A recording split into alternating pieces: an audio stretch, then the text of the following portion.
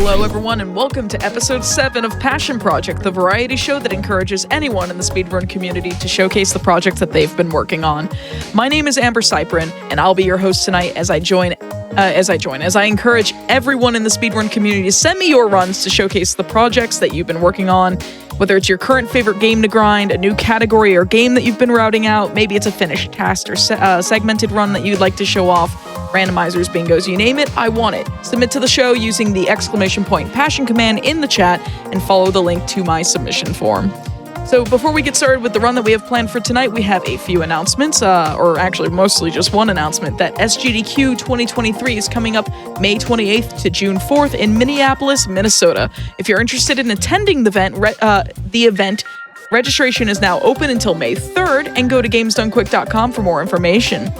And tonight on Passion Project, I'm joined by the wonderful Illegally Sam and his commentator Purenix for Levelhead, a platformer indie gem that not only has you going from level to level to help the adorably cute GR18 deliver packages, but, as you'll see later on tonight, has a full-fledged level creator for users to create their own stages for others to run. Thank you so much for joining me tonight, you two. How are you doing tonight? I'm doing well. And for anybody who's never seen this before, you're in for a treat because Levelhead is quite the game. And that is a very good thing as well. So for anybody who's never seen me before, hi, I'm Illegally Sam. This is my main speed game, Levelhead. And I'm joined by Purenix here, if you want to introduce yourself real quick. Yeah, thanks, Sam. Thanks, Amber. Super stoked to share the Levelhead love tonight. I'm here to hassle Sam on his way through the adventures of GR18, and I think you're all in for a treat. Yeah. So for anybody who's never seen it before, we're going to be doing a 100% run of the Levelhead campaign. And so you might notice in the top right-hand corner of my screen right now, we have a handy-dandy tracker, and that is going to keep track of our progress throughout the run. And once that hits 100%, we're good to go. So before we get started, there are actually a couple options that I set before we do anything. Specifically this instant buttons option here, because we're going to be resetting from checkpoints on purpose. Probably also not so on purpose because, I'm not going to get through the whole thing without dying. But specifically, this is going to make it faster to reset from checkpoints, which will be relevant later. And I think with that, we can go ahead and get started. So time will start when I enter the first level here. So I'll give a countdown. 5, All right. 4, 3, 2, 1, go. All right. Yeah. So probably just to mention what Sam's going to be doing on each level. One, he is going to complete it, but more importantly, he's going to have to beat the level under a certain time. It's called the on-time delivery. If you look at the top of the screen, there's a moving timer and a 42-second timer right now. And that's the one that tells you how fast he has to beat it. He has to collect all of the bug pieces, aka glitches. We'll be seeing those in future levels. Also a secret robot, a blue guy hiding somewhere called the GR17, and he is also on some levels, but not all of them.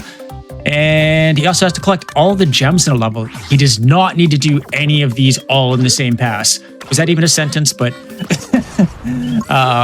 so yeah, he's got to do all those 4 things for a level to be 100% complete. Yeah, so while I don't have to do everything in the same run, I'm going to be doing as many of these levels in one go as I physically can. Because if I can get every single collectible while staying under the on-time delivery, that's a lot faster than having to do the level a second time. And, it's a speed run. We're trying to go fast. And you might have blinked and you missed it, but we did have our first GR17 in that level. And basically, what you need to know about GR17s, they are the only collectible in the game that does not require you to beat the level in order to collect. So as a result of that, there's going to be many levels where we get the GR17 separately from everything else and then either quit the level or just reset, because it is faster than, beating the level at that point. And something else you might notice, there are some levels that are just impossible, like this one, in order to get everything in under the on-time delivery. There's 5 of those in the campaign that have no way to ever do it. This is the first of those 5. And maybe one other important thing, especially for those who already played a little bit of Levelhead, you do not need to kill all the enemies in this 100% run. Yes. Sometimes it feels like it's not happening, but it doesn't need to happen. In this level here, actually, the Thorn Cloud Delivery, Sam actually showcases a couple of the basic pieces of what we call package check, where he's jumping off of the package in order to get up to higher places. And it's one of the sort of the baseline tool for so much other pieces of tech that Sam will be using throughout the campaign. And you might have missed it, but in the previous level, I even did a very special kind of package tech, which is not the last time you'll be seeing it in case you missed it. But, you know, we can jump off the package, you know, it gives us a little bit of extra height. We're able to, you know, reach new platforms that we wouldn't be able to otherwise. But who said that you have to jump off the package while you're on the ground? Because you are very, very able to jump off the package in midair. And that is what is called a super jump. And like I said, you're going to be seeing those throughout the run whenever it's convenient. We just need to get a ton of extra height. And it'll be a lot more fancy than just doing everything normal. Keeping training seminar. Yeah, it's a pretty fun little piece of tech to watch. And for those actually who haven't seen Levelhead before, the package is that thing, that little box that it has a face on it that hopefully we'll see again shortly. And to finish every level, you also have to bring that package to the final goalpost. So that package is essential for completing the level. And Sam attempting to get up into the GR17 there, but finding a wall instead. Yeah. So a mechanic in this game is, I'm sure, you know, anybody who's played a platformer before is familiar with something that is called coyote frames. So basically, you know, you walk off the ledge and the game lets you jump a little bit further than you might expect. You know, named after Wile E. Coyote, who will run off the side of a cliff and just keep running and not realize he's off the cliff yet. But something interesting that this game does with coyote frames is it also applies to bouncing off of things like enemies. And the way it does things is if you use those coyote frames to jump slightly after you land on the enemy, you bounce a tile higher. And so if you press the jump button right after you land on an enemy, you get extra height. And that whole explanation was just explaining why I died there, because I accidentally pressed A a tiny bit too early and did not get those coyote frames. So anytime you... And it is... Go ahead. It is pretty reasonably generous, but yeah, sometimes you just don't quite hit it. Yeah, this game has forgiveness mechanics out the wazoo, but they can only forgive so much. Something else you might have... Oh, go ahead. Oh, okay. Something else you might have noticed, you know, there's a package, you know, we're taking it to the goal at the end of every level, and those goals, those have those little dots above it.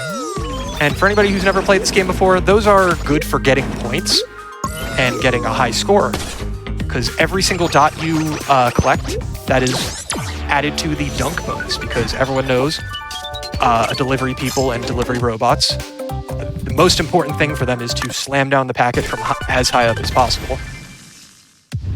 But since this is a speedrun, we don't like points. We don't care about points. And that animation that plays when you dunk anywhere above the lowest possible spot, it adds time. And the maximum dunk that you can get adds about a full second of animation to finishing the level. And so in every single level where it makes sense, we try and go for the lowest dunk possible.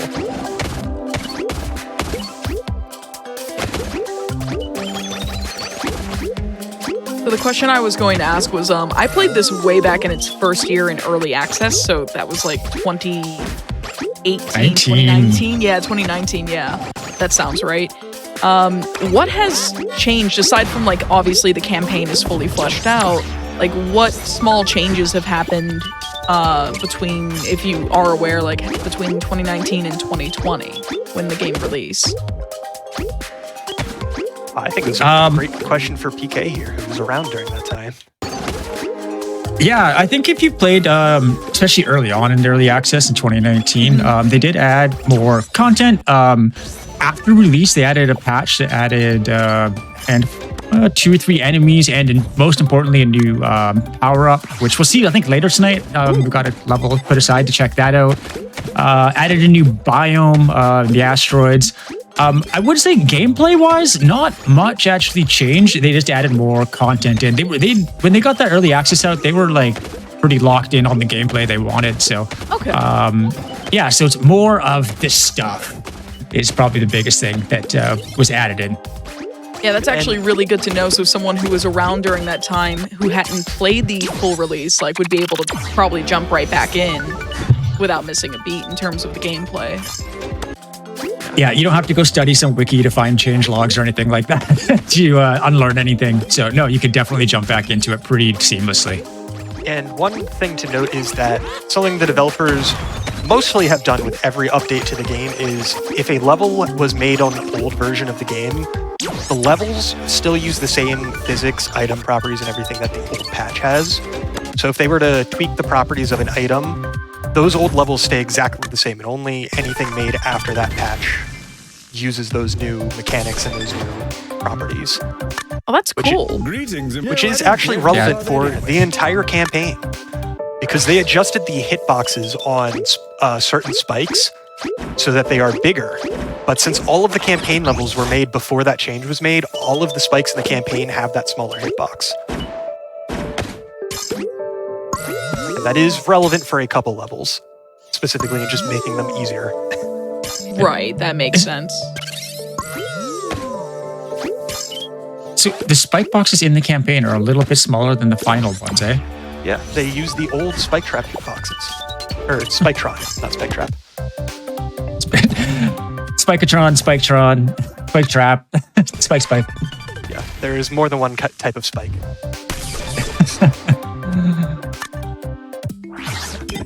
Also, something else you may have noticed all throughout the run so far is that there's a few nodes on this campaign map that aren't levels. Those are cutscenes, which unfortunately we are skipping because they are very entertaining, but the game lets you skip them, so you skip them. And the other type of node is called a vendor. And so those unlock new icons for your user profile so that you can use them when you make levels and you can set as your profile icon. And so part of 100% is we have to go to and interact with every single node on the map, not just finish the levels. And so we are going to be going out of our way to make sure we get every single vendor. We have to skip every single cutscene. And then all of the good level stuff that we mentioned earlier. And just to interject on that level that might look a little crazy if you're just taking a quick peek at it, Sam just killed a bunch of enemies with doors, if that... Because everyone knows the best way to defeat enemies in a game is just close the door on them. And I think this is one you'll be resetting GR17 after you grab him in this one, right? So there's been, I think, 1 or 2 levels where I've done it already, but this is a very great example because since he stays collected, once you collect him, you can just go back to the checkpoint instead of having to walk back manually, which is much faster. And for this level specifically, is the only time we're able to get it during the on-time delivery run. Never mind, I'll just send you an email. Because we only had about 3 seconds to spare on that level. Yeah. And then on this one, we've got an enemy called the Flapjack in here. It likes to jump around and bounce around. One of the hard parts for this one, probably for Sam, is that isn't a very consistent jump pattern. It can go a little higher or a little lower, depending how it's feeling in that moment. So I think we already saw Sam get hit by it, but I'm guessing this is one of the harder ones to feel consistent on. Ironically, as long as I don't make any mistakes, it's the same, exactly the same every single time. But as you can probably guess, it's very difficult to do the exact same thing every single time you play the level, which is why I died that first time. But a moment's difference. Yeah. All right, this level is this level, you might notice we get a power-up. Yeah, an introduction to the Tiptoe, the watermelon Spider-Man. So we're going to be climbing around on the walls, climbing around on the ceilings, and even doing a few ninja stealth moves here and there. Because when you press the power-up button, you turn into a bush. And everyone knows that you can't hurt bushes. So you're immune to all enemies while you are in bush form. And I believe Sam's got a rather tricky jump coming up around the corner here. It's off this large back rat. And see if he'll make that. And he did. Yeah, so this level, you might notice I have 1 minute and 24 seconds to get the on-time delivery.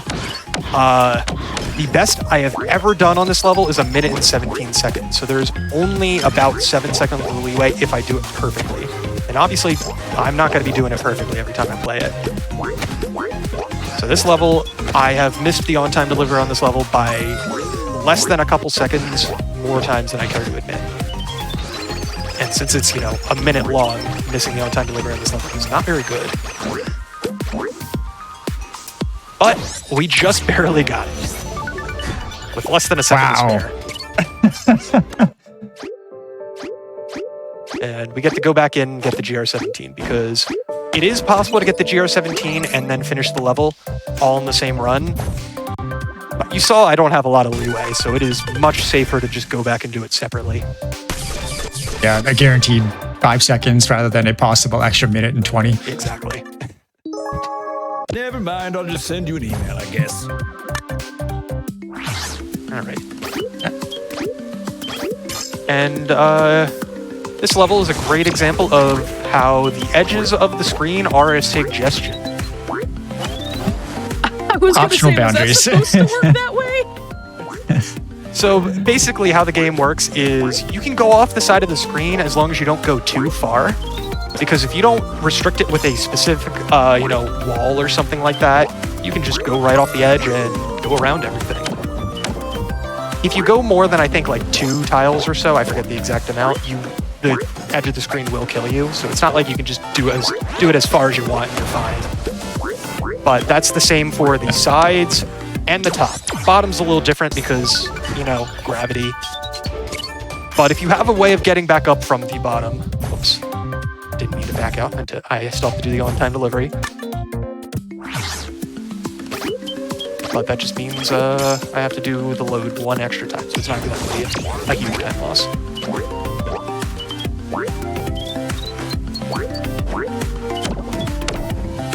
And the things he's bounced off there might be a little tough to see, but there's these up-boosting waves of air called sky wrigglers. And if you saw a couple of really large, insane jumps, that's thanks to those contraptions there.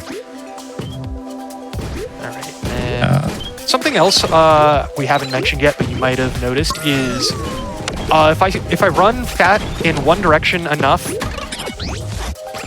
just gonna do that again. I lost too much time on that death. But if I run in one direction for long enough, you'll notice I start running even faster because I get sprint. Because unlike some other 2D platformers, there's no dedicated sprint button. You just get sprint after you run on the ground for 7 tiles in a row without stopping. And obviously, running faster in a speed run is a good thing.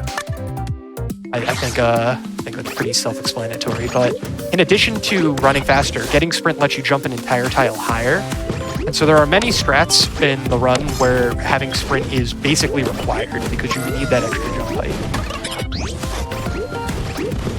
Yeah, there's a lot of momentum-based movement in this game, if I recall. It's pretty much every item in the game influences your momentum in some way, shape, or form. Yeah, right down to the armor packs will boost you in certain directions. Everything, as Sam said, was designed with movement in mind. I can't think of a single item that didn't have movement in the end.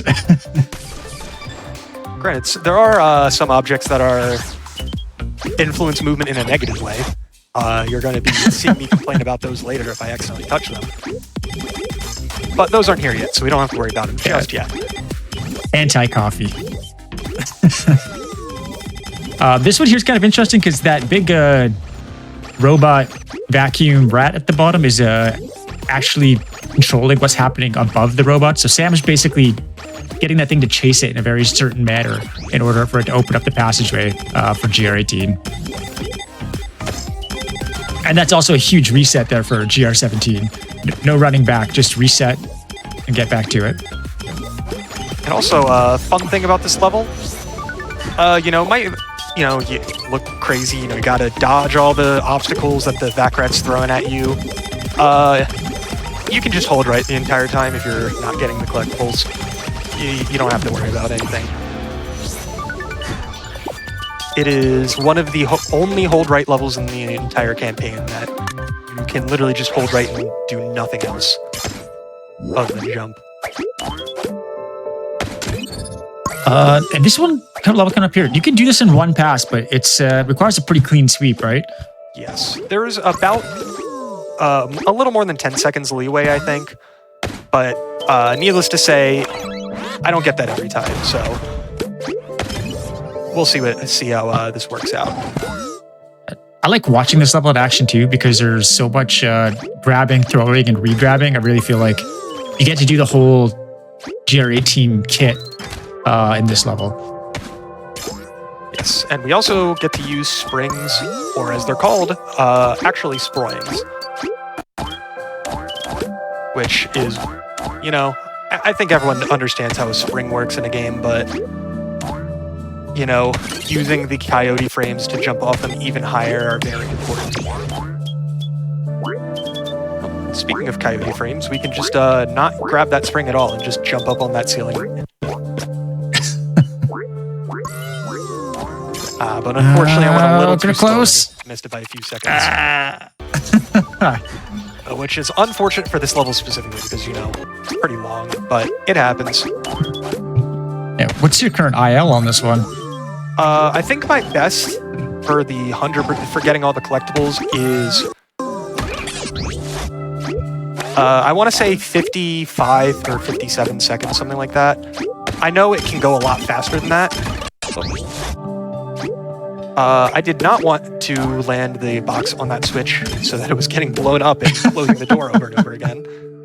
It was, if you can believe it, not intentional. Alright, I didn't maintain sprint there, which is unfortunate, but I should be okay.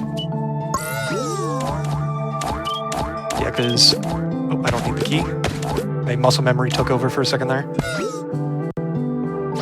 Yeah, so the biggest reason why this run is as long as it is, in terms of, consistency and everything, is because messing up a level like this, you mess it up by, 3-4 seconds, and all of a sudden that's a minute off the clock because of the on-time deliveries.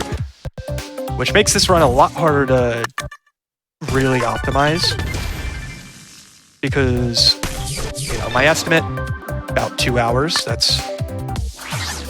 it's not too crazy. My PB, which I set just last weekend, actually, is 1 hour and 39 minutes. Oh wow, that is a large disparity between the two, and it makes sense why too. Yes, because one inopportune mistake, and all of a sudden, 2 minutes down the drain, depending on the level. Yep, exactly. And with 93 levels in the campaign, needless to say, I'm not nailing all of them every single time I play this game. And if you're curious for just how far that PV is from how fast I could go, my sum of best is an hour and 27 minutes, which is another 12 minutes under my personal best. So... Oh, wow. Needless to say, it is very easy to lose time very quickly in this category. Well, that's what makes it fun. It's no fun if you can just get the fastest time on every level first try every time. That's not true, it is still fun, but it's less fun. Yeah, get those PBs stacked up. So you're making the second pass on here to get the OTD, and just the OTD, I think, right? I dropped off the ceiling a little too quick early there, so I actually missed the on-time delivery. That's fine. I don't like this level. It's fine. Because, most of this level is just you get the same cycle every single time, and then for an any % run, it's just the ending that matters. it's not really the most interesting of levels in that sense. But it does get to showcase using the bush to avoid enemies, so. Yeah, I didn't even know that that was a power for that power-up that you've got. I knew that you could hang on ceilings, but I didn't know about the bush to avoid enemies. Yeah, people forget about that one a lot. Like, even people who play this game regularly, you know, if they play in a level that requires using the bush, they'll just sit there and wonder what they have to do for a few seconds till they remember, oh, right, that's a thing.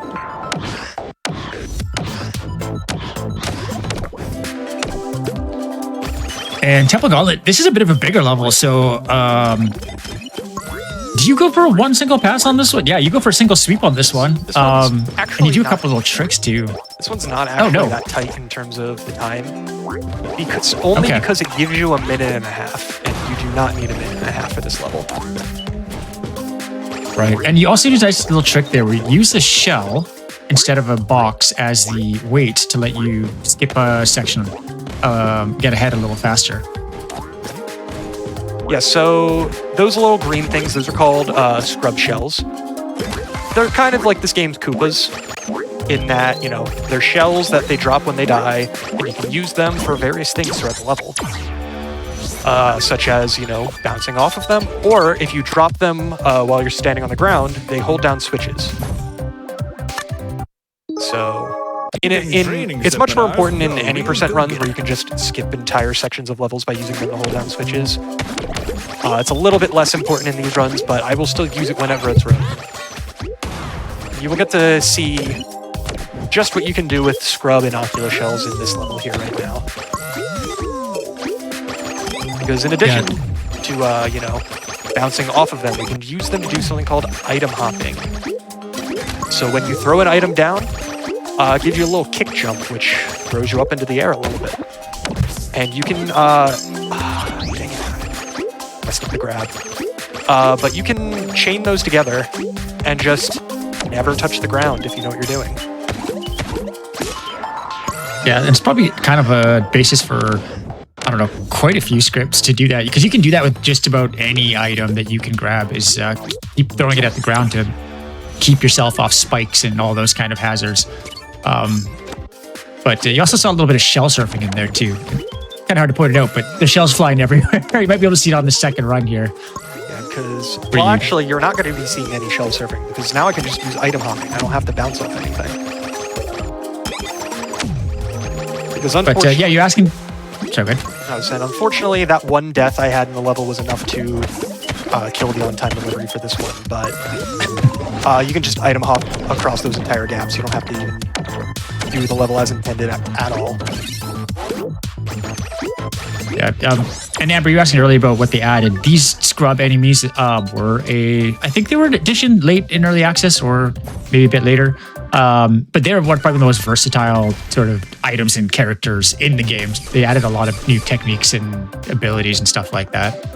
Yeah, I actually didn't recognize them. I know that in campaign, like the whole point of playing campaign, besides just getting acquainted with the mechanics of the game and how different items interact with each other in levels, is to unlock a bunch of the things that you use to create levels. Is that right?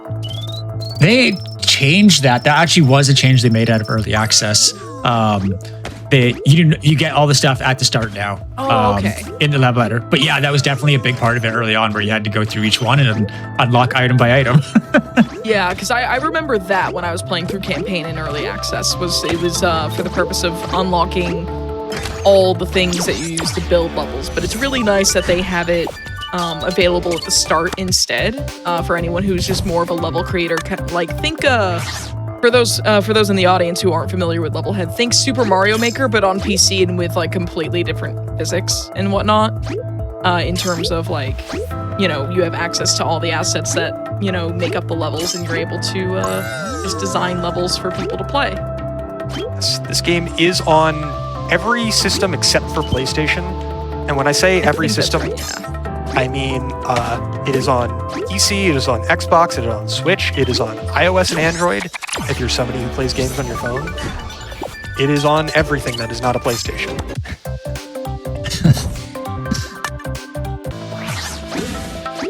And what are we gonna do? Beer Furnace. Oh, and I think this is one you can get this one done one pass, but you got to maintain this sprint. Yes. I think maybe one thing that's a little hard to see when you have sprint, as Sam was saying earlier, you get it by moving a certain distance, but you can maintain it as long as you turn back and forth quick enough. As long as you're always facing one of the two directions, you can maintain it. So there's some pretty tricky little spots you have to stop and wait, and you're just kind of bouncing around trying to maintain your sprint.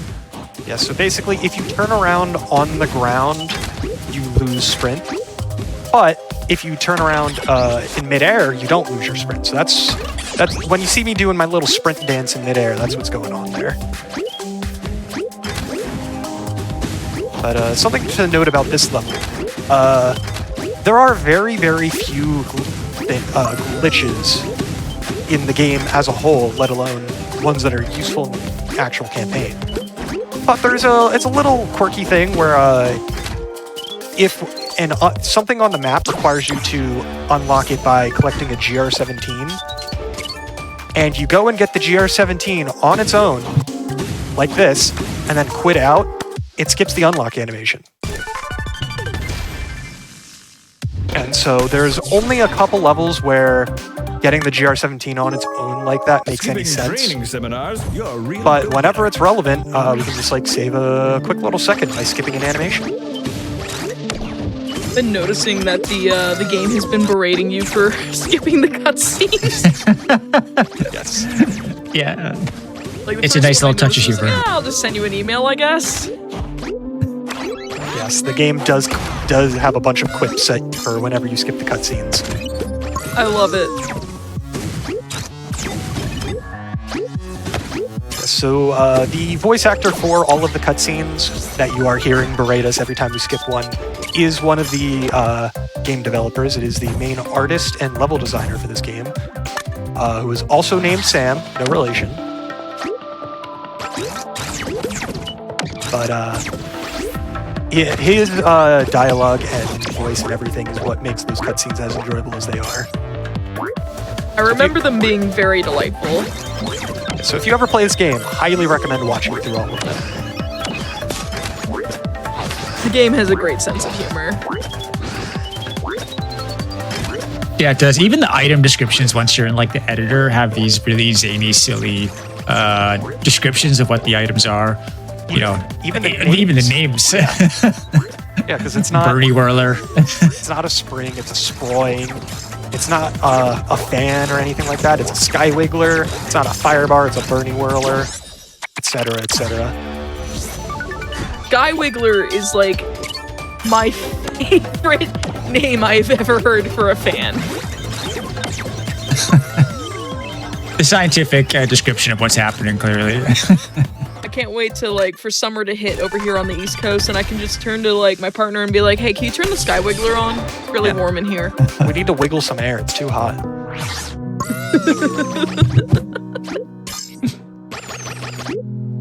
All right. So this level here is what I would call, kind of a dungeon. Kind of old school Zelda like inspired. A mini Metroidvania. So we're basically going room to room, doing little puzzles and challenges.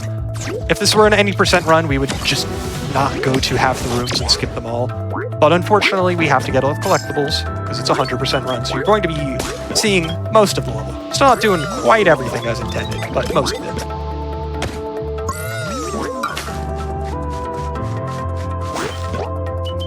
Yeah, this kind of has a bit of a puzzly element to it. Obviously, Sam's knows the answer to the puzzle.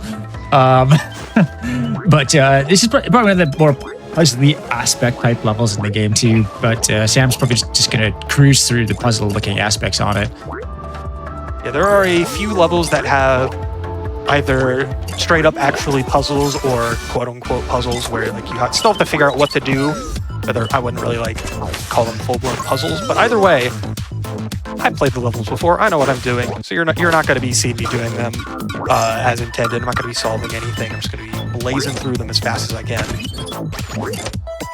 And one other thing that bush mode does as a power-up, it lets GR18 hide from eye sensors. So not only can you go through enemies, it also makes eye sensors makes eye sensors think GR18's not there. Yes. So if you see those little eyes that light up that were on the walls on that level, that's what those are. Eye switches. This level is. It's hard. No, that's time. Time is hard. Yeah. But this level I think is a lot of cycles. Yeah, and is this a non-lenient one? You Yes. gotta be pretty on top here. So basically, this is a level where I can have to do a second run simply because I have one shot to get a collectible, and I missed it. Cool. I missed that, like, more often than I care to admit. It is not an easy grab. And so with these blasters that Sam is jumping into, those barrel-looking things, they fire automatically once GR18 is in them. We'll see a different type of blaster in a couple levels that were optioned a little differently, but just know that Sam's timing it based on his ability to jump into it. He's not pressing a button afterwards or anything like that. Yeah, so in case you missed it, there's that one bug piece right there, right next to a giant row of gems. And since I need to get all of those, I have to abuse the mechanic of gem magnetism, where if you jump into, or next to a gem, the game will just say, yeah, sure, you touched it. You're like a full tile and a half away, but we'll give it to you. And the gem will just go and be collected by you. And because that bug piece is a full 2 tiles away from that row of gems, I have to like do a very specific type of movement to get that while still activating the magnetism on those gems, and it's very finicky and it is very easy to mess up either the gems or the bug piece. And there's no way to head back up, so I just have to take whatever I get and finish the level out. And get whatever I miss on the second run if I don't get it the first time. And watch carefully on this one, because if Sam does it perfectly, he can get everything in one pass, but I think he actually just hit a whiz blade there. Okay. There's a few seconds of leeway. And because this is a cycle-based level, it's not like I can just like go way faster than that or anything. But we're good. If I mess up the cycles, then all of a sudden it's a lot less lenient because, like I said, there's not really any way to go faster. Also, I hope you now like Sam's favorite level. Yeah, I hope you like ice mechanics without the ice, because this is Slippy Goo.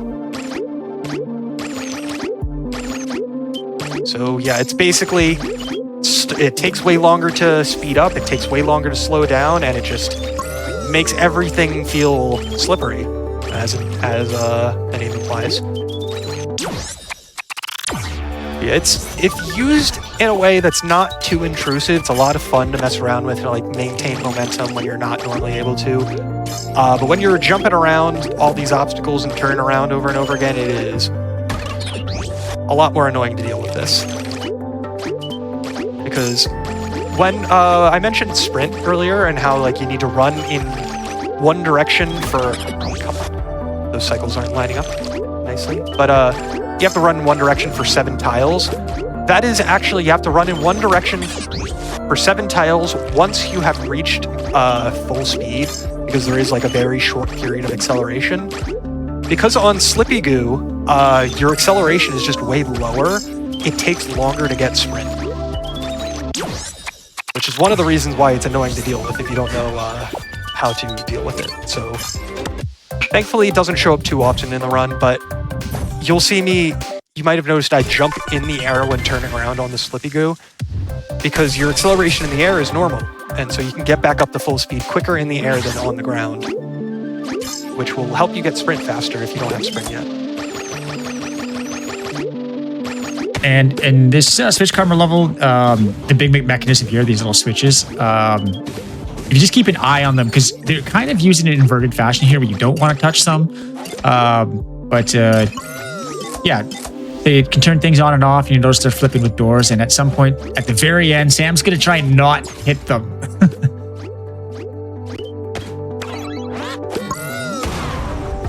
Also, something else you may have noticed every time I get a GR17, there's a little slowdown animation in that plays. So you collect the GR17, it thanks you, and then right when it blasts off, everything in the game stops for like a fraction of a second and slows down. That slowdown is the worst thing in the game. It has killed me dozens of times. Never mind, I'll just Because if you go for a jump and you need to hold the jump button for a very specific amount of time to make this jump, and then the slowdown happens, all of a sudden your jump just didn't last as long as you thought it did, and then you're jumping into a spike instead of over it. And so there's quite a few times where you'll see me just sit there and wait, and I just wait out the animation because it is faster to do that than have to worry about potentially dying as a result of not waiting. And Sam just picked up the wall hack power up, aka the zipper. It lets you just automatically teleport 3 tiles, and it opens up a lot of really interesting possibilities. The one key thing to note, you'll see some black metallic looking tiles. They're called lead blocks. That's the only thing that GR18 can't go through unless they're in their copper state. The only thing other than, walls that are 4 tiles wide or more. Yes, yes. And between, we were talking about the walking outside of the walls earlier, and then this power up. Those two are probably the biggest bane of new creators. Yeah, the ability to power up that goes through walls and being able to skip things around the outside. And the campaign is not exempt from that. Don't worry.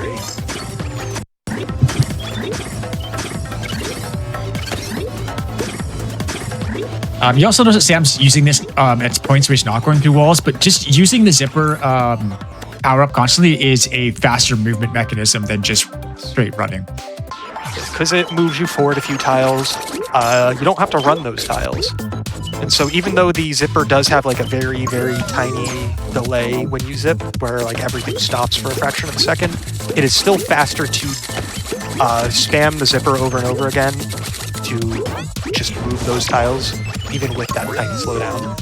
And if you're timing something in in-game time, it's 100% of the time way faster to do that. Because you don't have to worry about the slowdown at all, because it doesn't count. Because the ILs for this game are timed using the in-game timer that you see at the top there. It makes it way easier than having to time everything in real time. But we don't get that luxury because we're doing everything in the campaign, not just one level. Yeah, so I guess that makes some differences if you're going for an individual record compared to a aggregate record, right? Because picking up power-ups doesn't take, it has an animation, but it doesn't have time ticking during it and stuff like that. Yeah, so during a full game speedrun, picking up a power-up, has that 1 second animation. So if you can skip a power-up, you always want to. But in an IL, it doesn't matter because, like we just said, the timer doesn't keep ticking while you're collecting it, so it doesn't really matter. So there are strats in multiple levels that save like a ton of time, essentially, only because you end up skipping multiple power-ups. So like the strat might save like 5 seconds in-game time, it actually ends up saving closer to 10 seconds real time because of all the power-ups you skip.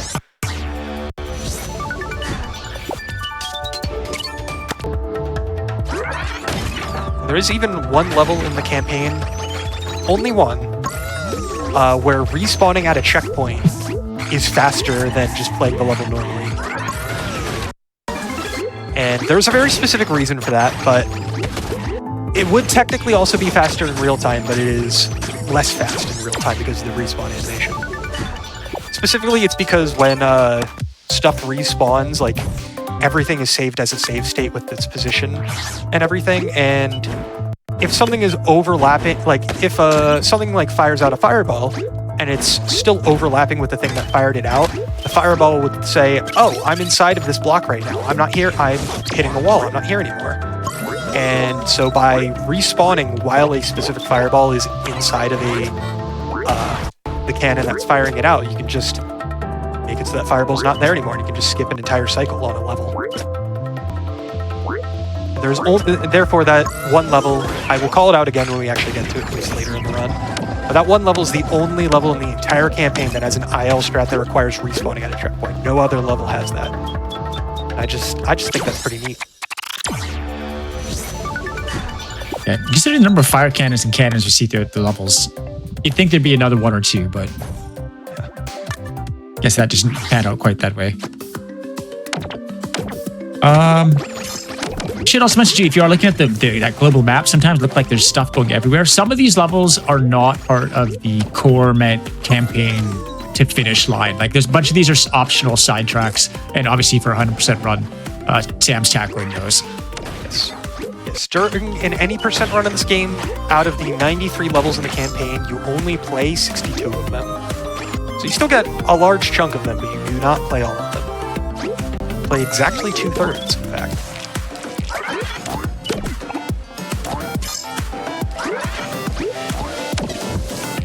I see someone mentioning the multiplayer mode. There's a multiplayer mode in this game now? There is local co-op. Yeah. Oh, neat. Yeah, it's a lot of fun if you have the chance to do it. You can do some pretty cool tricks with 2 players. Yeah. It's actually really cool. You've gone to somebody's house and done an in-person co-op stream and built a 2-person level with them before. Yeah. So yeah. So you can actually. That's the other part. So you can build together as well, which is kind of cool. Actually, wait. Am I taking that too far? I can't remember if one of us just controlled it or if we actually did dual building. I haven't done it enough, but yeah. At the very least, you built a level that requires 2 people to beat. Yes, we definitely did that. I was thinking this is kind of an interesting level. Like, it's one of the highest pressure levels. You got a bunch of Lazumis following you there, and you have to do some pretty interesting little turnbacks there to maintain your speed and thread through all those Lazumis that are following you. This is one of the 5 levels that it is impossible to do everything in the level in under the on-time delivery. Because that on-time delivery is just barely too tight. It looks like you missed one snag there. Were you still going to get it? No. I actually wasn't sure if that was going to be best or not. Enough or not, but I didn't want to reset. I wanted to see. Yeah, you basically Gotta commit. go to the right and then immediately turn around, and you still only beat the on-time delivery by about a second. Fortunately, it's a pretty short level, so it's not, not one of those minute and 20 ones. Unfortunately, it's followed by a very long level that is also very annoying. Because everyone knows speedrunners' 2 favorite things are cycle-based levels and auto-scrollers. And this is the pinnacle of cycle-based levels. Yep, it's in the name. Clock Switch Tower. Actually, that little technique you just saw there, Sam had a invincibility armor pack, and he actually used it. You get a couple invincibility frames too right after it, and he used the boost from it to go through a couple spikes. Did I see it again on the second run? I didn't probably need to reset there, but I lost enough time that I would rather just reset and play it safe. Because this level can really be a pain in the latter half, as you might see later.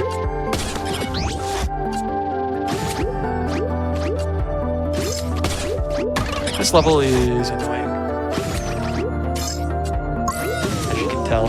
Because if the cycles don't line up exactly like you're used to, then things just start going wrong.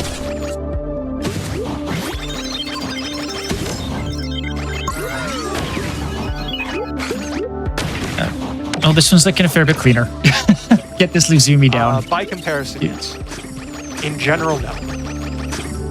It's still a relatively mediocre attempt at this level, but that's fine. Doesn't matter how... most of these levels, it doesn't matter how much time you lose, as long as you don't lose too much time. Because this level, as annoying as it is, the on-time delivery is relatively lenient. It's just all of the collectibles are on that timer, and so they're just not available the entire time you're in the level. You just have to wait for them to switch back on. Right. I also do find when they have those timer collectibles, you sometimes think you grabbed it, then realize a couple of moments later that you didn't when it comes back on for the next cycle. It's very annoying. Right. You get the on-time delivery at least, so we're good. We're out of there. I don't have to play that one a second time. Easy. Next one's super short. Don't blink, right? Yes. It is one of the... This level is about 1 or 2 frames away from being possible to do with only holding right from the start of the level and never letting go. I'm not going to be doing that because it requires very, very precise jumps, and I have not practiced with that because I haven't done it in a very long time. But basically, if you hold right immediately from the start of the level, you will hit one of the whiz blades. But if you delay holding right by about like a frame or 2, it'll move just enough that you can pass under it, and then you can just beat the rest of the level without ever letting go of right. And so that is one of the only ILs in the campaign that is a tied record that will never go any faster. And now we're on to the autoscroller. The other favorite thing you're talking about that speedrunners love. Yes. There's only 2.5 autoscrollers in the campaign, which isn't too bad. And yes, there is a half autoscroller because it is an autoscroller for most of the level, but there is a portion of the level that is not an autoscroller, so it's a half.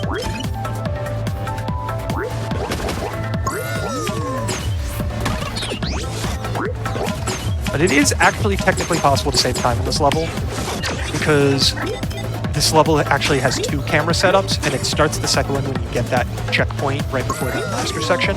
And so the faster you get to that checkpoint, the faster the second camera starts, and so you can actually save a little bit of time using it.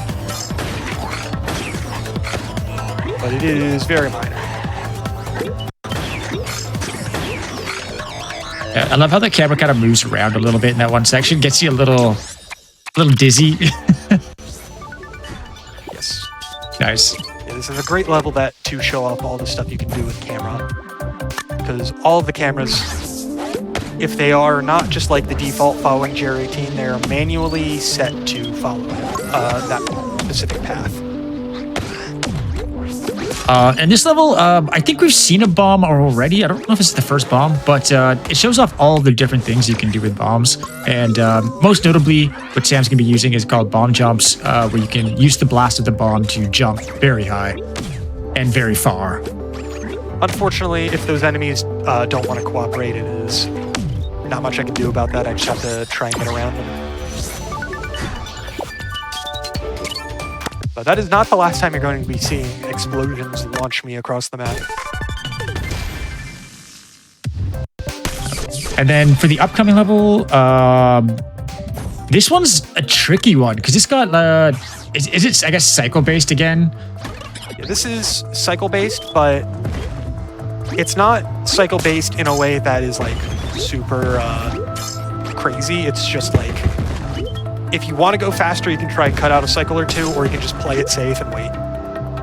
And the on-time delivery is lenient enough that I mostly just play it safe and wait, because there's no reason to try and go quicker if I'm just going to die anyway. Yeah, this ending sequence always gives me a little anxiety. I always just wait until I have my bush. That way I don't have to worry about it.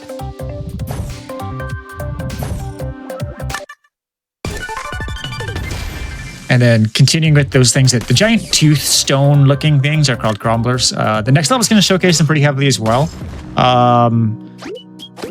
Yeah, I think this one's a little bit tighter as far as the windows that Sam's got to cut through. Yes, this one I actually do go for specific cycles.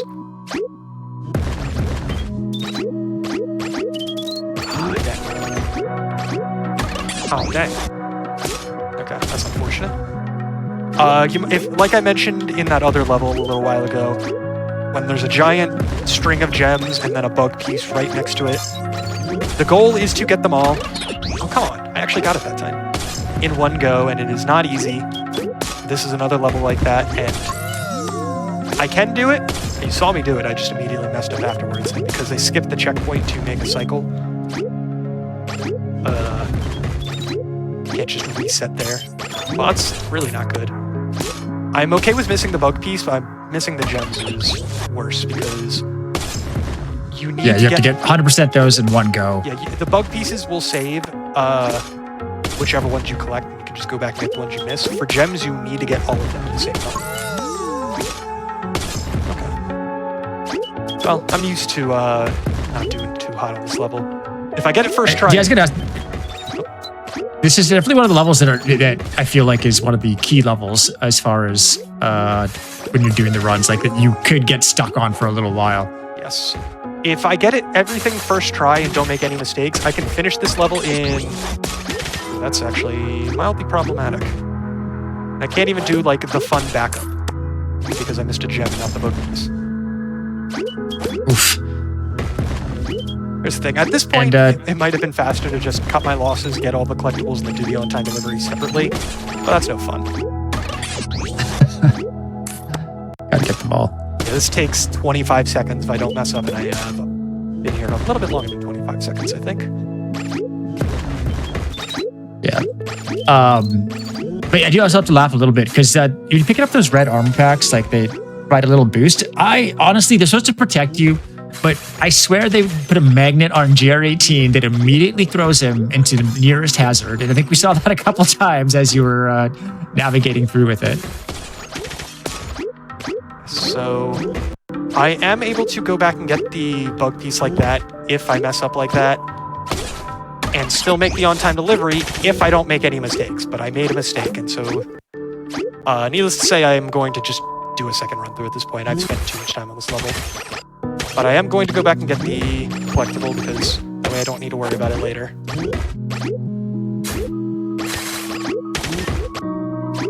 Yeah, this level is rough when things don't line up perfectly. We got to do a... Oh, God, never mind. Things didn't line up.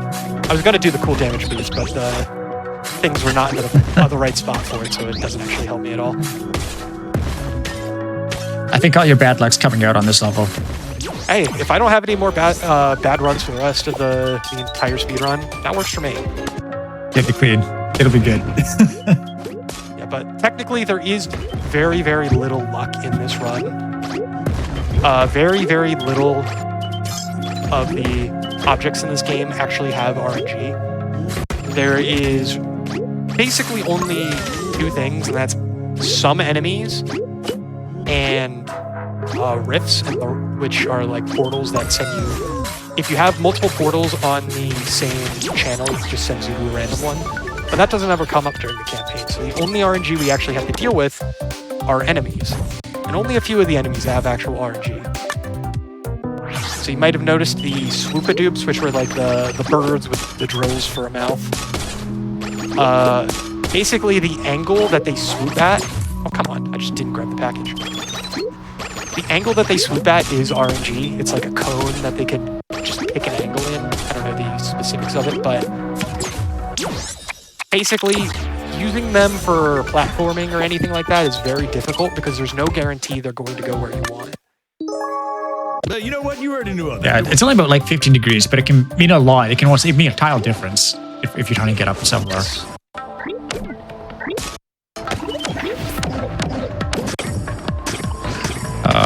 And this guy was kind of cool too.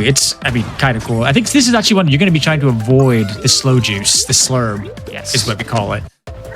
So those big purple pop can looking things, if Sam grabs one, Sam will be going, what is it? 60% speed? Something like that. Basically, if I grab it, I lose time because everything slows down. That's the long and short of it. Like, grabbing one loses you about 5 seconds for the entire duration that it's active. And unfortunately, the campaign does force you to pick it up at spots. So, like, you can't just avoid it for the entire campaign, but anytime I am able to avoid it, I do. Ooh, and Sam actually showcased a nice toss with the package there, because the package can also be used to collect coins. Either GR18 or the package has to touch them. Or scrub shells. Oh, and scrub shells, yeah. Give me.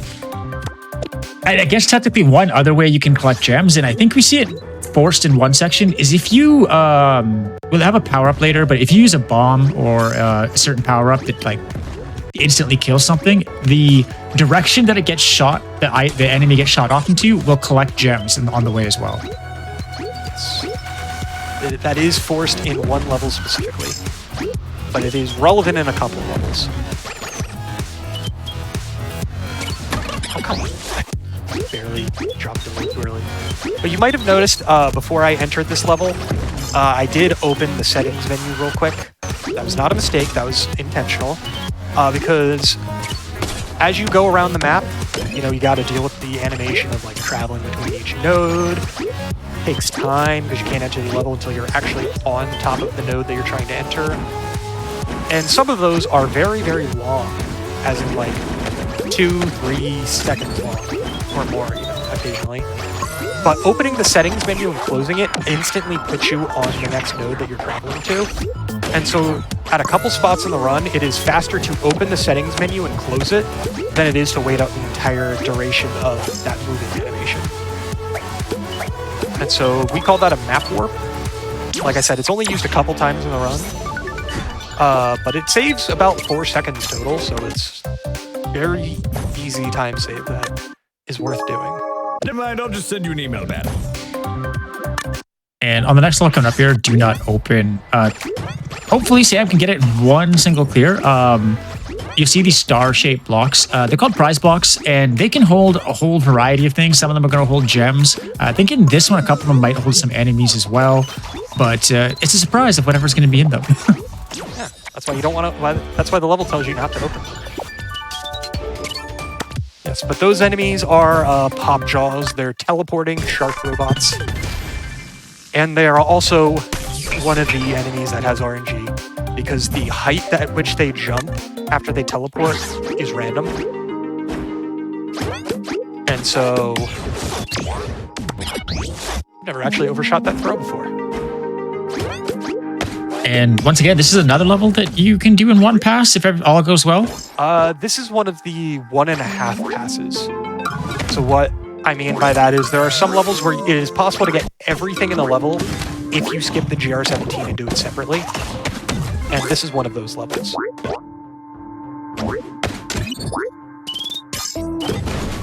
Because getting the GR17 separately is always faster than just, you know, having to do a second run because you missed the on-time delivery.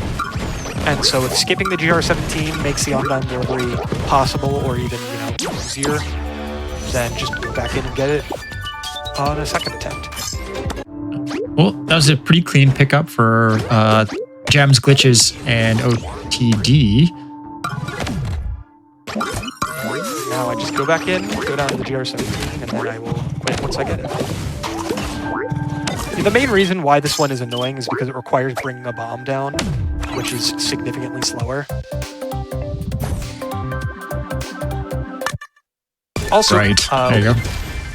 You might have noticed that, you know, as a result of the thing I mentioned earlier with like quitting after getting the GR17, it skips the animation for the vendor that unlocked, but it doesn't skip the animation for the next level unlock because that didn't require the GR17. And something interesting about when you unlock things in this game, if you only unlock one tile, the game instantly will move you to that tile and you don't even have to manually input anything. But if you unlock more than one tile, it will keep you on the tile that you were just on and it doesn't move you at all. And so unlocking 2 things, if one of them is a vendor, it is faster to, you know, not move from that tile than it is to move to the next tile and then have to move back to unlock the vendor. And so in cases like that, where I unlock a vendor and a level, skipping the animation for the vendor is actually slower because you have to move across the map an extra 2 times. It's a very like small difference, but yeah. Yeah, just so people watching this one understand what's going on. The power up that Sam picked up is called the Waylay, or I like to call it the Waybay. And it does what it looks like. It punches. And if the punch hits an enemy, the enemy gets hurt or goes flying off into the distance. But that punch is also, as Sam used it like a whole bunch of there, is it lets you as like almost like a double jump in some ways. So basically, if you use the Waylay on the ground, it's a horizontal dash, and if you use it in midair, it is a diagonal dash. And then another quick item update. This one, you've seen the pop jaw medallion. It's some of the pop jaws will drop it, and Sam will get.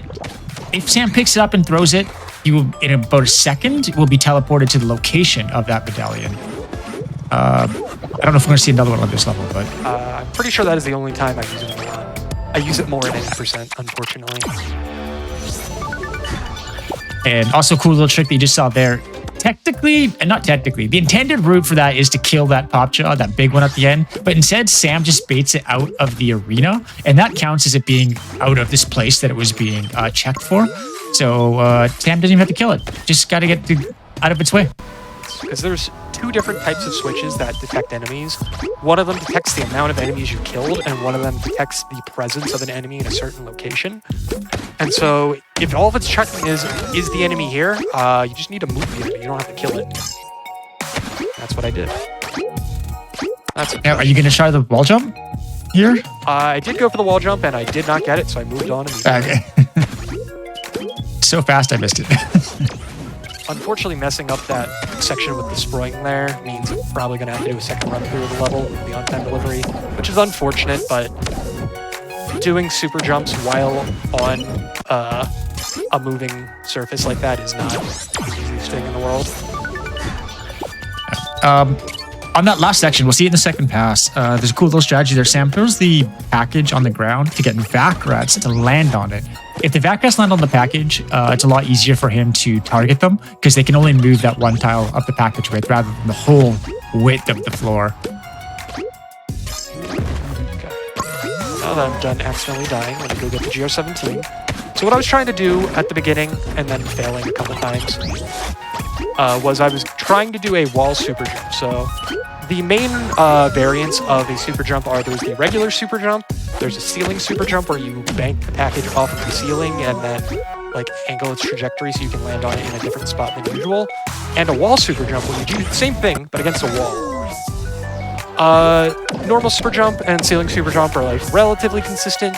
With some practice you can get the timing down for them without too much trouble. They're not that bad. Wall super jump is dumb, and no, you don't ever try and do it consistently. But on that one specific level, it is faster to get the GR17 by doing a wall jump than it is by doing anything else. And as a result, it makes sense to attempt it because it only loses you about 2 seconds to go for it. And if it works, you save about like 4 or 5 seconds, and you get the bonus of looking really cool while you do it.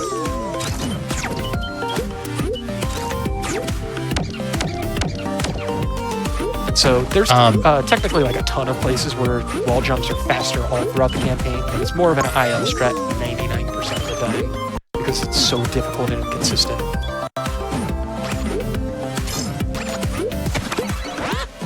And in this level here, I feel like you break it mercilessly, don't you? Yeah, yes. There's so many ways to say how you're breaking this. You can see he's just going outside the level right now. There's not a single section of this level I do as intended to. Oh, that's bad. I think it'd be easier to describe what you're doing correctly than anything that you are doing. That's this part right here I'm doing correctly. That's the only part of the level I do correctly. Also, an unfortunate consequence of breaking this level apart like this is if I make a mistake and die at any point after grabbing that checkpoint, I don't get any leeway and I have to redo all of it, which unfortunately is what happened at this last part here. But thankfully, on-time delivery is very lenient when you don't have to do it as intended. Also, if you're curious, that top section there with all the whiz blades and everything, I did that part backwards. Normally that's an auto-scroller in the opposite direction. And now we probably have the easiest level in the game. It's debatable. Personally, I think the hardest part about that level is going through while messing up the song intentionally. It just hurts your ears. Because this game does give you the ability to make custom music using boomboxes, which is the items that were in that level. And since that level was made, they made it a lot easier to utilize them, so you don't have to use like a box to hit them manually or anything like that. You can just program them, essentially. And so you can do a lot of crazy things with the custom music in this game, which we may be seeing later on in the stream tonight, once we're done with this run here. But we're not there yet. So now we get to interact with my favorite item in the game, definitely not being sarcastic at all, bumpers. Yeah, they're I mean, they do what you expect. They bump you. They bump you in one of 8 directions, and it can be a little finicky on which direction you're touching. So you don't, especially those small ones, you don't get a lot of leeway if you're, a quarter tile off of your target. Yeah. And specifically at the end of this level, I have accidentally finished the level early without getting all the gems because I was the tiniest bit off for that bumper at the top. It was really frustrating when that happens. Oops. And speaking of levels that I break apart and don't do as intended, I don't do this level at all as intended. In the words of the developer Sam, who built this level and made a video on the dev's YouTube channel about it, this is a level about stacking boxes. As you know, if we have a single box, we can just go wherever we want. So needless to say, we don't have to stack boxes. So the intended way of doing this level is, you get a bunch of boxes, you take them back to the beginning, and you use them to make a platform up to where that waylay was at the beginning. We can just go ahead and get the waylay early because we can just super jump up there.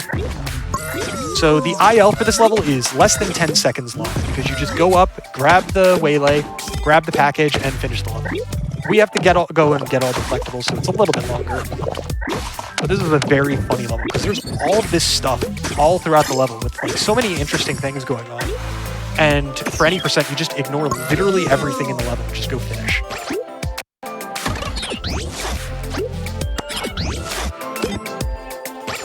However, by not having waylay at the end here, it's a little harder to finish. Yeah, got to do a little jump off a box, get spring with some spread. And with momentum, managing your momentum that you've been getting from those, what are called toe sliders, that your conveyor belts that move you along. Toe sliders. Yeah. Yeah, another example. So I hope you like cannons, because this level is all of them. This level is heavily features the look cannon, which is a cannon that tracks your movement and you just have to avoid them. Thankfully, it's actually not that bad of a level. People will probably speak ill of this level casually because it's definitely not an easy level casually, but it's not that bad once you know what you're doing. Just blitz through it. And since the package destroys cannon shots, you can also just throw it to save yourself.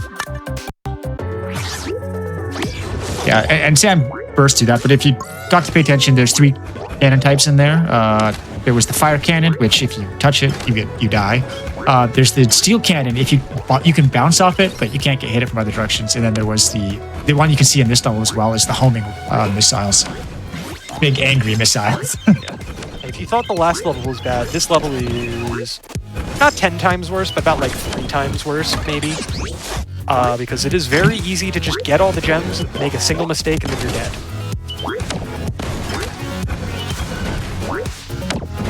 I mean, 3 times worse sounds appropriate. It is called Triple Trouble. Fair enough. But it looks like you almost had all the gems and just got hit at that last bottom left corner twice. This is one of those levels that, in my PB, if I just get through it, I'm happy. And when I'm doing runs in this category, because it is very easy to just start moving time very quickly. And actually, you'll be doing this level 3 times. You're going to do it once with the power up you have right now, the tiptoe, and I think you're going to be collecting the collectibles. And then you're going to do it a second time with Zipper for the OTD, and then a third time with Waylay for GR17. I even tried to grab the armor to save myself, but I got hit before the armor retracted all the way. Because if you grab something, there's that tiny little delay between when you grab it and when you actually pick it up. Thankfully, the other 2 runs of this level are significantly easier. Only this run of the level is the one that has this much difficulty. Because while it is technically possible to get all of the gems and bug pieces with the waylay as well, it requires multiple super jumps and all that kind of stuff. So needless to say, it's even harder than it is with tiptoe. It is very difficult with tiptoe.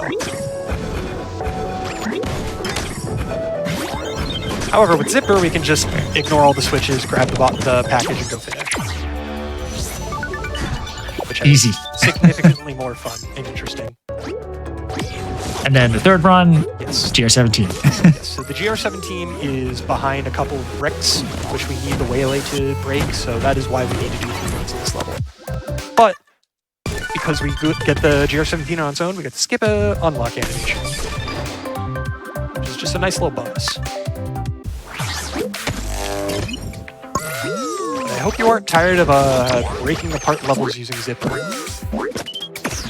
because this level called Battery Gauntlet, where you're supposed to, collect a bunch of batteries and like deposit them to finish the level.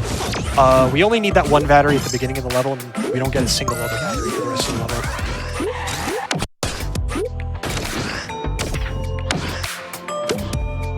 Get into a little bit of a brawler here. So once we clear out these enemies, and then get this last collectible with the waylay, and now we go down to where the zipper is, and we can just do the level 100% as intended, definitely. We're definitely not in the tiptoe part of the level right now or anything. And then we're definitely not then going back to the zipper part afterwards to get the package, and then we're definitely not going to just zip outside of the map and finish it, because they didn't block off the walls. Yeah, it's interesting too, though. It looked like one of the bug pieces you actually get by going intentionally outside of the walls as well.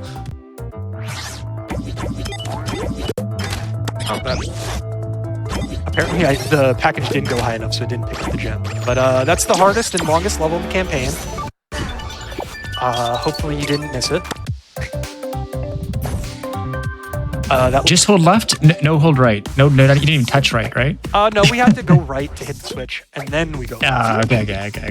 But yeah, it's the record for that level is 3.54 seconds.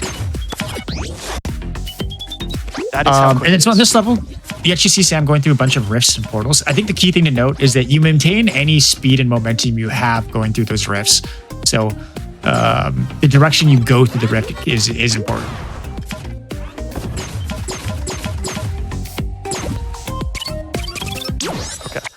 I normally go for a min dunk on that level, but I messed up a few too many times, so I did not have the luxury of throwing the package to fall down farther, because I would have missed the on-time delivery if I did that.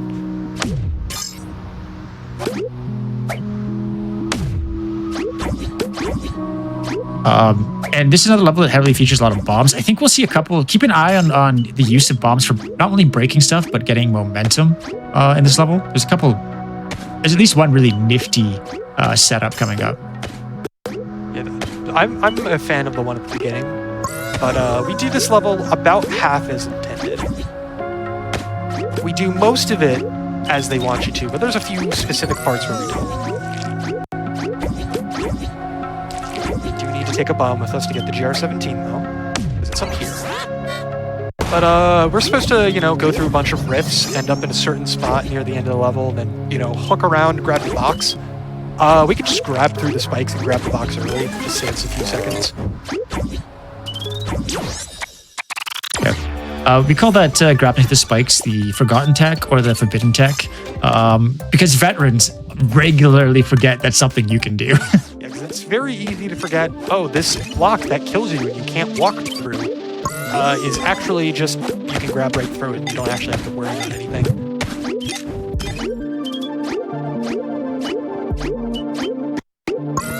And this level's kind of like a memorized key puzzle. I put puzzle in quotes there, but so it's mostly about Sam's accuracy of throwing to get him through it.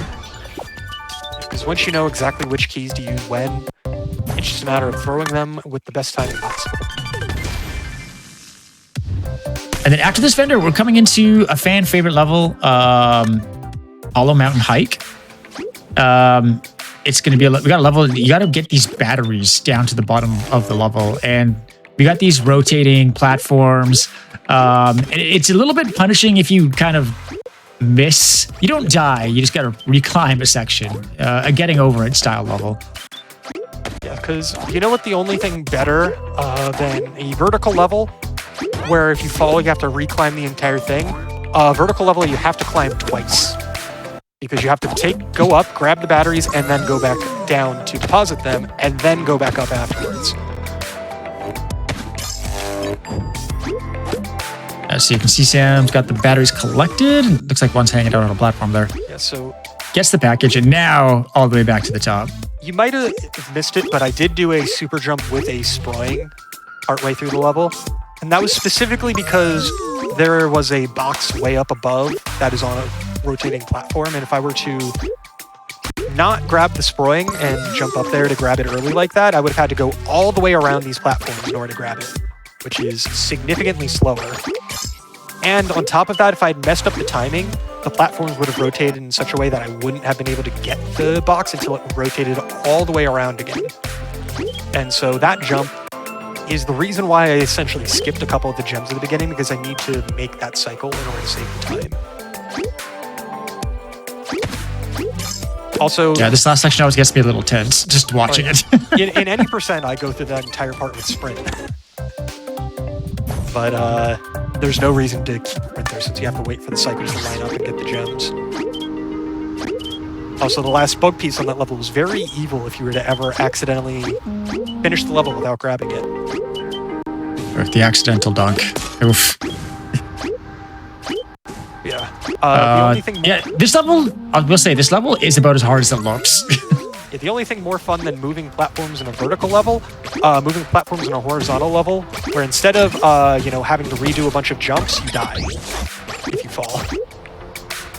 Yeah, and just to point out, some of those platforms are spinning and moving and they're rotating and moving at the same time. And they're one tile wide.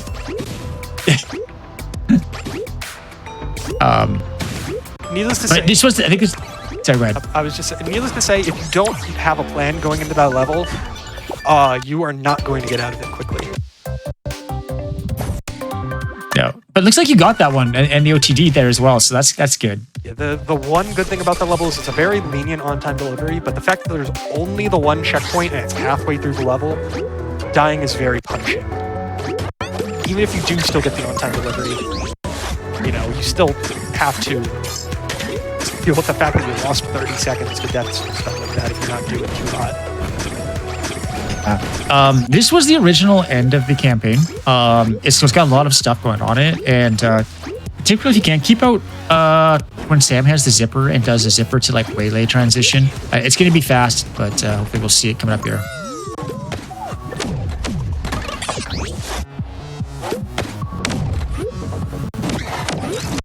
But yeah, no, this level's, I don't say it's merciless, but it's got brawlers, it's got platforming, it's got a bunch of power-ups, it's got so many different hazards. But it's got some cool tricks too. Yeah.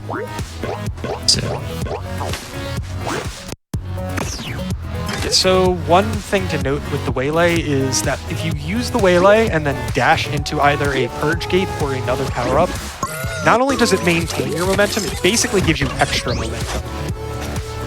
You go even faster in those circumstances. Alright, that bug piece just didn't want to be collected for some reason. It wasn't having it. This room is a little nasty. I can usually get through it pretty quickly, but it is not free. Yeah, it's one of those ones you get a misstep and you're out. And so now we're into a section here with a lot of bumpers, which can get you in a nasty place. Yes, I meant to go up in that little alcove with the GR17 right from the beginning, but if you don't get it, you have to climb back up one tile bumpers, which, like I mentioned before, not fun. So keep an eye out for this zipper to waylay translation coming up right here. It just feels so smooth. Not only is it smooth, it's very tight, because if I make a tiny timing mistake, I will miss either the bug piece or the power. Never mind, I'll just send you an email, I guess.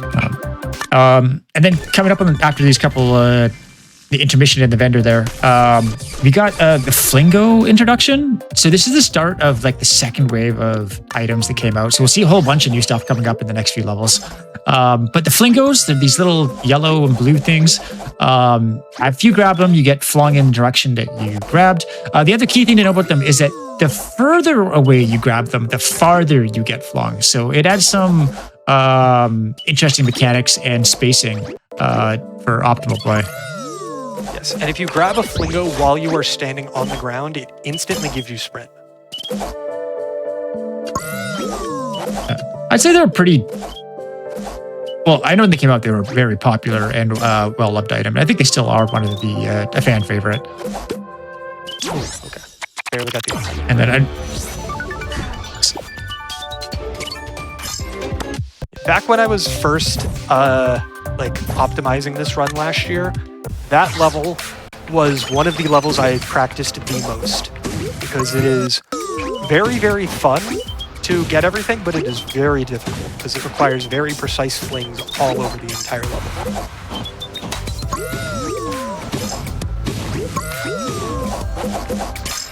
Also, earlier when I mentioned the level that has the checkpoint trick, it is in that tunnel in the middle of the level where you have to jump above all the fireballs. You can basically despawn one of the fireballs and save an entire cycle when you're doing the all collectibles speedrun.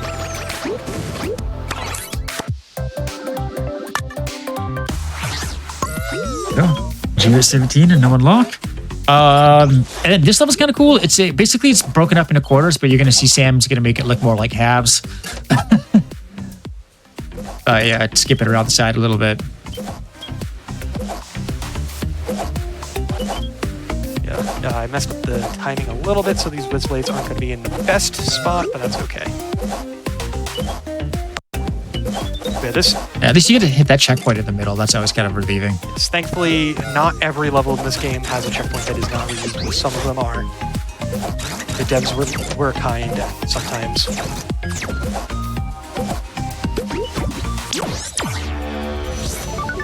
Yeah, so we basically just do 3 sections in that level instead of 4 because we turn the entire right half of the level into one long section.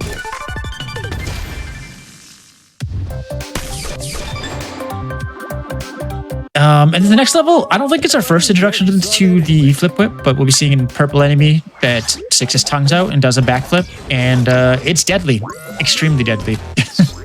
Because everyone knows the most deadly thing anything can do is stick its tongue out you and then backflip. Like, I don't know how anybody could deal with that if they were running that in real life. Just too mean.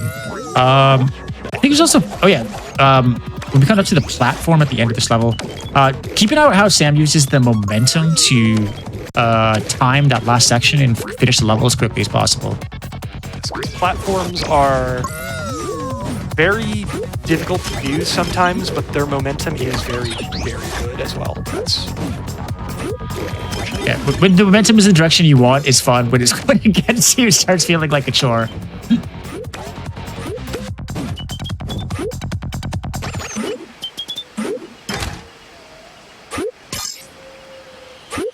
So, big fling coming up.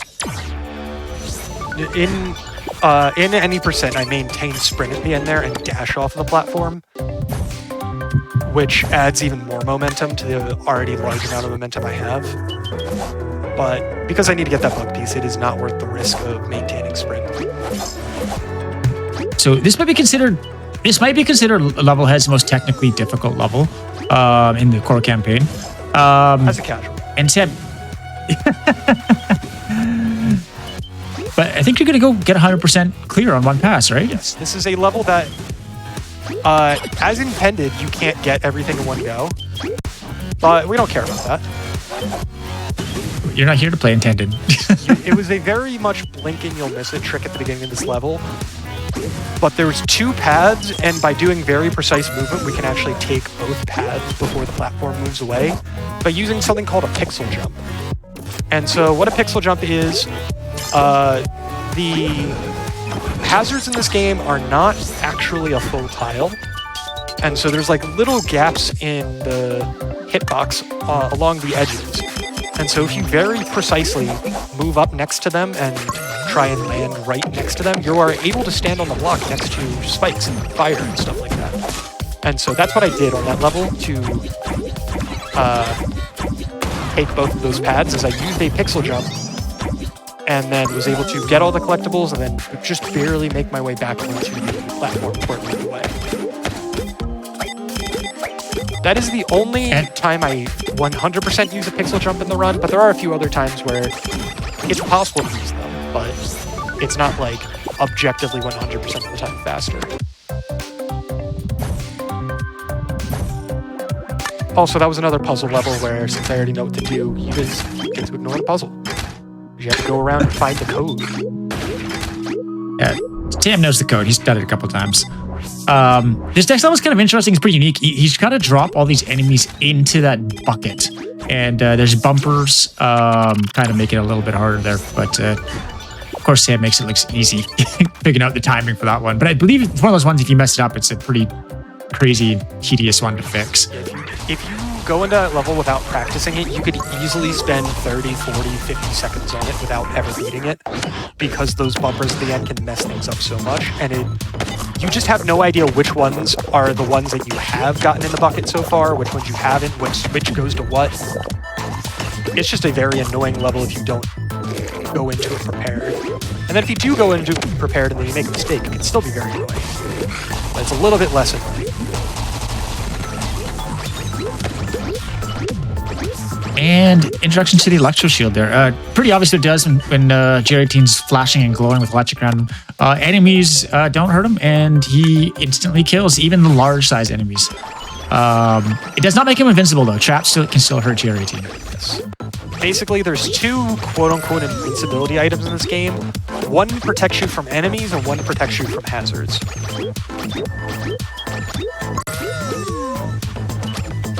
And here we see Sam navigating through blasters being used as a hazard. So, and rifts is being used as a hazard for that matter. So if Sam touches any of those, he gets ported back, not in the direction he wants. And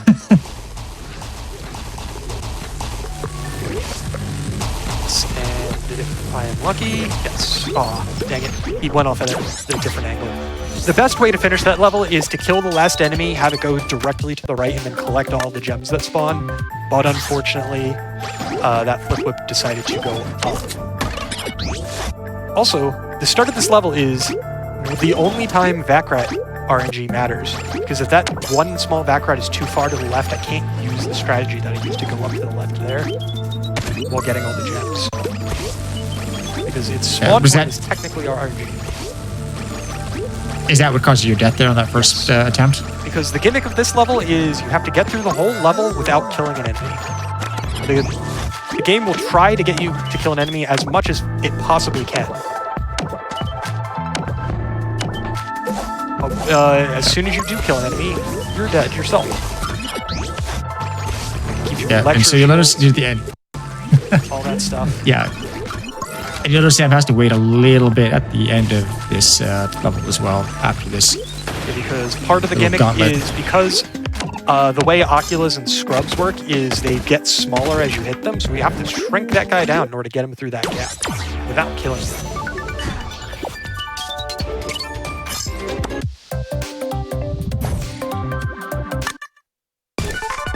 Got that one. But we are coming up on the final stretch, kind of, because there's only 16 levels left. Some of those levels are also the longest levels in the game. You know what? You already knew all that. Don't worry about it. But yes, not that big a deal. Yeah. In this next level, we get to introduce to another power-up. It's called the Ripcord. It gives you like a jet rocket pack to boost up, and also lets you glide over distances. So you see Sam using both those liberally in this section. I feel like this is probably the most quote-unquote standard power-up of the bunch. But it's still a lot of fun to utilize, and it's definitely not easy to do well. Because managing your fuel is definitely harder than it looks.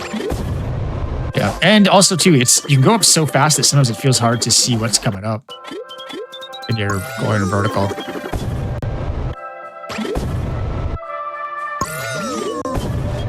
There you go. And you notice Sam actually maintaining sprint while using glide through some of these sections.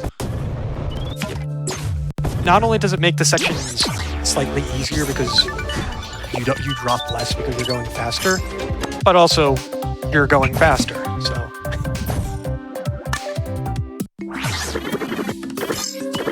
And then for only air is kind of interesting because one of the properties of the ripcord is that if you hit an enemy while midair, it refuels your fuel, so you can go long distances without it. So Sam kind of like almost like skips some of that here in the first section and just glides the whole way through.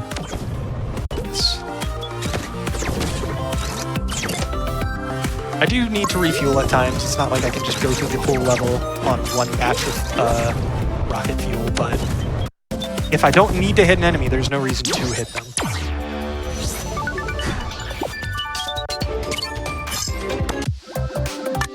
And then this level is just a quick little sprint to finish, using bomb momentum.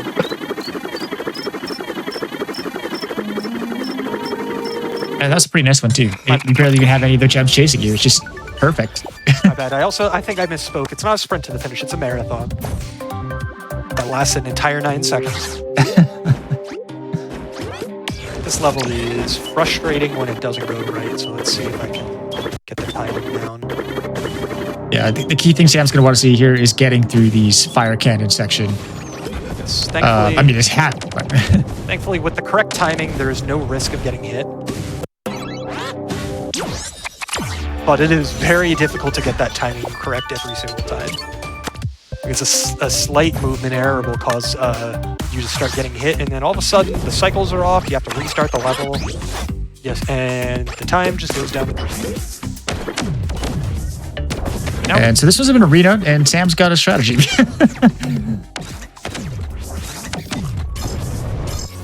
Yeah, do you have most of this memorized, or do you have to like worry a little bit about the RNG from those sweeper dupes and stuff like that? This level, as an IL, is very heavily RNG dependent.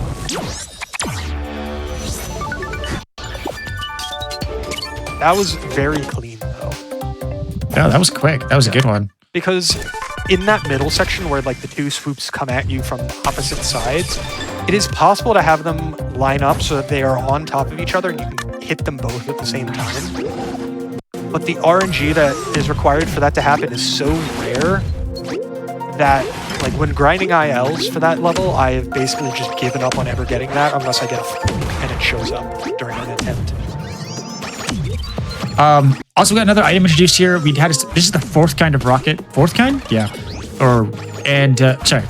Bullet. It's a rocket and it explodes on impact, so it blows up stuff, but it also gives you opportunities for getting farther and further places faster. And watch the dunk on this.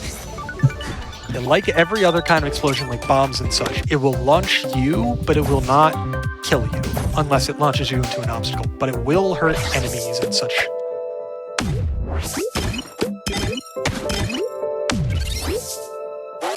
But now we get to use a bunch of bombs. This entire level is focused around it. But that doesn't mean we're doing everything 100% as intended either. The idea is just... Go for it. I was going to say, interesting, this is one of the few levels where GR17 is exposed. Yeah, so that part right there, we're supposed to... Whoops, I didn't want to launch myself. We're supposed to, launch the key through that maze so that, we can go and grab it. But because we can just, grab up through the thing in the first place, we don't really need to worry about that. We can just grab it early and we don't have to do the entire puzzle.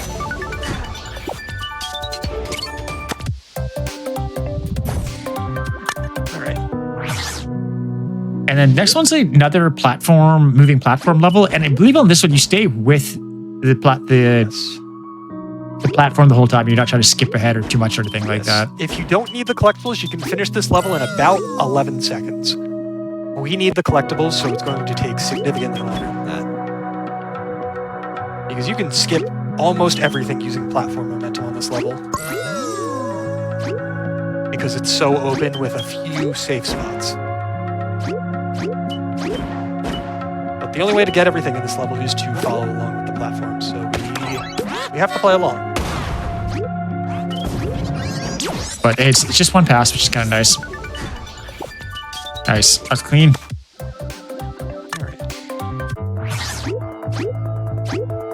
And among all these other crazy levels with explosions and platforms and everything, this level's actually relatively tame. Yeah, there's the switches that Sam's running over, basically set a timer, and things happen during that timer, and Sam's just got to be faster. Yeah, I said, it's relatively tame, all things considered, compared to some of the other stuff we've been doing. There's no crazy skips or anything. We just gotta run through it as quick as possible. Grabbing that package off the explosion, that's actually takes a little bit of timing. Probably about the hardest part of that level for you. It's more lenient than you think, but it looks really cool. It does. It does. Alright, and I hope you like walking around in certain ways to angle cannons, because that's this level.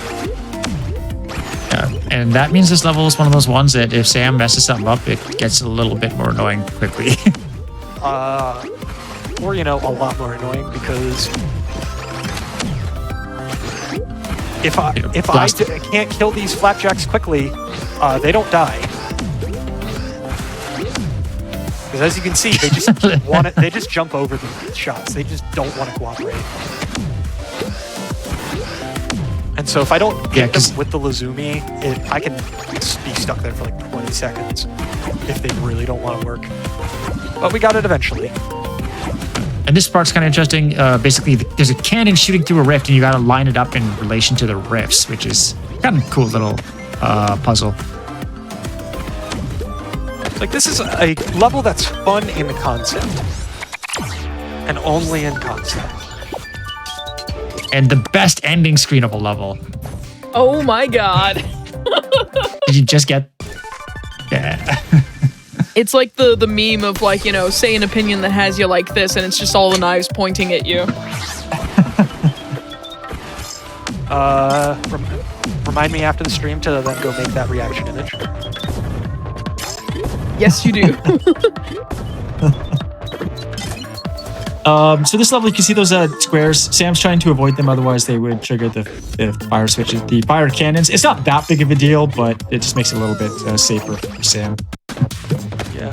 And also, this level is in the running for the best level name in the entire campaign, Grand Theft Grotto. Yeah, between the name and the level, I think it might be my favorite level. It's a very good level. I like it a lot. Because it's a long level that doesn't have any significant skips, but it has a lot of small time saves. And so it's a very, very difficult speedrun to do well, but it's a lot of fun when you do finally get it. However, the any percent run is way more fun than the full-on 100% run for this level, and you will see why at the end.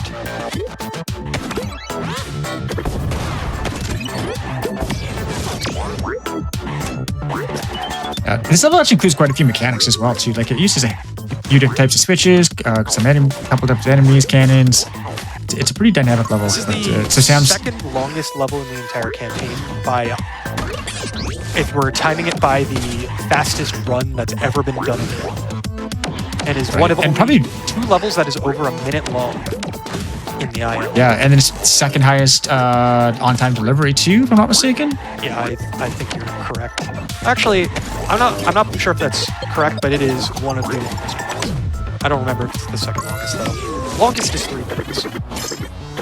But this section here, we just have to navigate through a bunch of fire while falling down and hovering with the ripcord. It is very annoying if you don't get it first try. I mean, at least you have a path to follow. Yeah, but as you drop down, if you're not careful, you will just start hitting fireballs that you did not see half a second earlier when you're trying to go fast. And then this next third level is the introduction to another power-up. It's called the Rebound. Probably one of the most unique power-ups.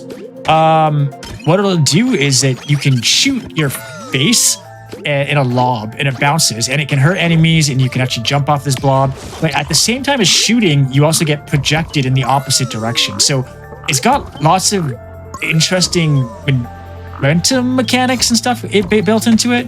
And you'd think it'd be a brawler, but now you also have to manage your movement. So yeah, you can see Sam just shooting his face to get around. That's the only way to get around, in my opinion. But yeah, the Rebound is definitely a little polarizing. Not everyone is a huge fan of it. Personally, I like it, but it is not easy to use well.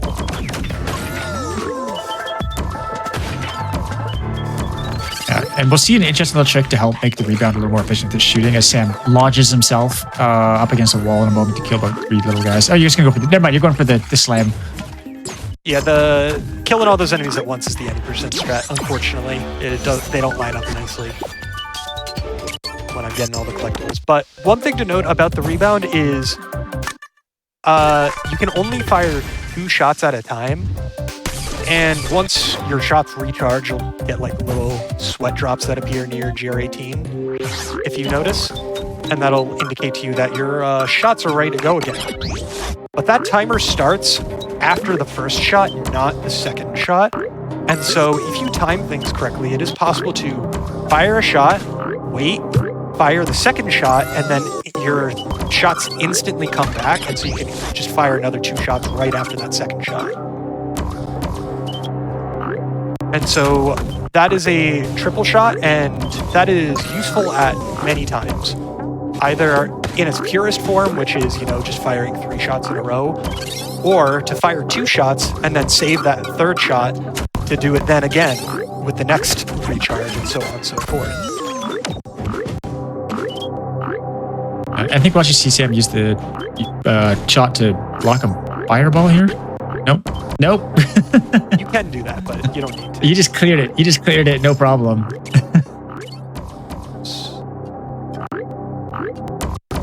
It is very easy to accidentally fire in the wrong direction with rebound. And I just missed the box. That's actually very bad. Since I have to go back up, I'm going to miss the on-time delivery. That's a shame. But now you get to see the 80% for this level. Because this level gives you a box and is vertical, this level is 90% super jump. You don't need the collectibles. Yeah, super jump friendly. But yeah, as Sam was saying, it is a little hard to control rebound because you'll notice that when he shoots, he has to face one direction and then quickly swap to face the next direction. So if you just mistime your shot timing, you can actually send yourself flying off in the wrong way.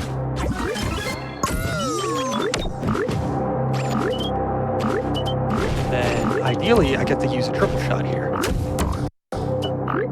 I mistimed it barely. I fired that last shot just a tiny bit too late. Because ideally I would have saved an extra shot and then been able to get up to that ring of moving platforms faster without having to wait for the recharge, but I mistimed it slightly. Oh well. Not a big deal. But now we get to do the last auto-scroller of the run, and casually, it's not too bad. It's a pretty simple level. It's 20 seconds long. It's not that bad. When you're trying to get all the collectibles, this level is horrifying. Yeah, and I believe too when you catch that GR17, that slowdown as he gets it is actually fairly impactful on this level. Yes, this is one of the levels where if you could wait and not have to deal with the slowdown, that would be great. But it's an auto-scroller, so you don't have that luxury. So this level is the entire time I am managing when I have my shots. And so there's a lot of times where I specifically jump and fire so that I maintain the fact that I have a shot banked. And that is the only way for that strategy to work, is to manually time those shots. And thankfully I was able to get everything in one go. It wasn't too bad. That was good. That was probably one of the best runs I see. That was awesome. I mean, there was a death in there, so it wasn't perfect. But was there a death? Oh, okay. Oh, I guess there was, yes. But like with any level, barely into it. The only way to finish out the campaign with the second to last level here is with a troll level.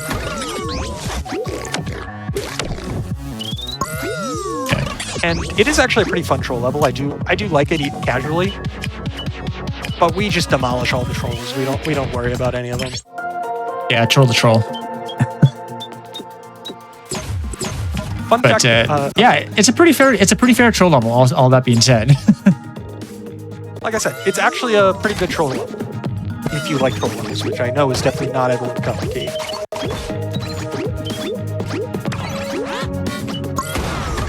Alright, got killed by the GR17. Those other jumps, I'm just getting killed by me. I can't blame the GR17 for that. Yeah, but at least you got killed at a checkpoint. Yes, it wasn't that bad. And I still got the on-time delivery, so it doesn't matter. Oh. And now we're approaching. This is the final level of the campaign. Time will be after I skip the credits because that's when 100% displays on the map, but that will be in about 2-3 minutes or so, so just be aware. It's coming up soon. Yeah, and this is one of the spots where Sam's kind of forced to hit Slurb. I think he'd come out of it and pretty much on it. But the fact that this is the final level of the campaign, it's like a last hurrah. We get to do all of the power-ups. We get to see so many items all throughout the campaign. Just, it's a very, very, it's a finale with a lot of finality. Yeah, celebratory. Yeah, I thought the level that used to be the final level had like a final level atmosphere. This definitely has final level atmosphere, especially with the music. Oh yeah, on-time delivery, great song. It's like an epic remix of both the main Levelhead theme and a bunch of music from the studio's previous game, Crashlands. And is the song to go to if you want to include like an epic thing in your level. Yeah. Let players know it's going to be big. But so a little bit of bouncing some bombs off. Rockets to hit some bombs there. Sam wasn't just standing around. yeah, I don't need to go that fast. I'm going fast enough. I can wait a little bit. But in the any percent run of this level, you actually don't see the tiptoe section at all. Because in that beginning part with the cannons and the boxes, you're able to just barely take one of those boxes through the door with you, and then just super jump up to the ripcord section and skip the entire tiptoe section. But there's gems in that tiptoe section, so we don't get to skip it here. Yeah, even like a little mini brawler level in this thing too. It's pretty packed. I think we'll see some pretty. We'll see some pretty like intense rebound lineup here as well. The second brawler gives you rebound, so you can just fire a bunch of shots and then everything's dead.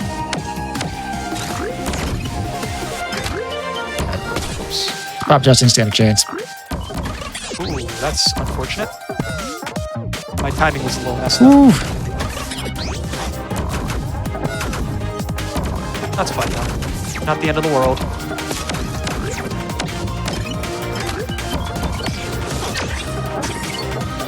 And then the 80% run of this level finishes with Zipper because you can just skip all of the power-ups coming up in this next section. Oh, okay. Well, that's unfortunate. I accidentally skipped the checkpoint and then messed up with Zipper. That's fine. But it's possible to just finish this level with Zipper. But you would skip a bunch of gems, so unfortunately we don't get to do that. And then the final hurrah here. And that is the final level of the campaign. Assuming I didn't miss anything, which I do not think I did, time will be coming up in a very short moment.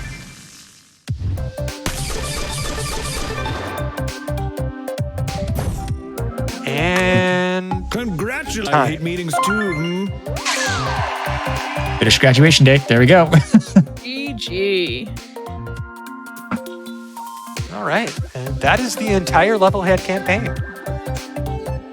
Everyone, get your GGs out for Sam. That was actually a really, really fun run. Like, I was quiet for a long portion of it because I was just vibing, honestly, and your gameplay is, like, honestly really, really good.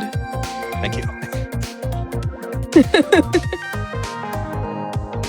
But no, seriously, thank you so much for submitting this run. I was actually thrilled. I was like, oh, wait, Levelhead, people play this game. And also, back in really early access, I mostly only knew people who ran ILs in the game rather than running the actual campaign.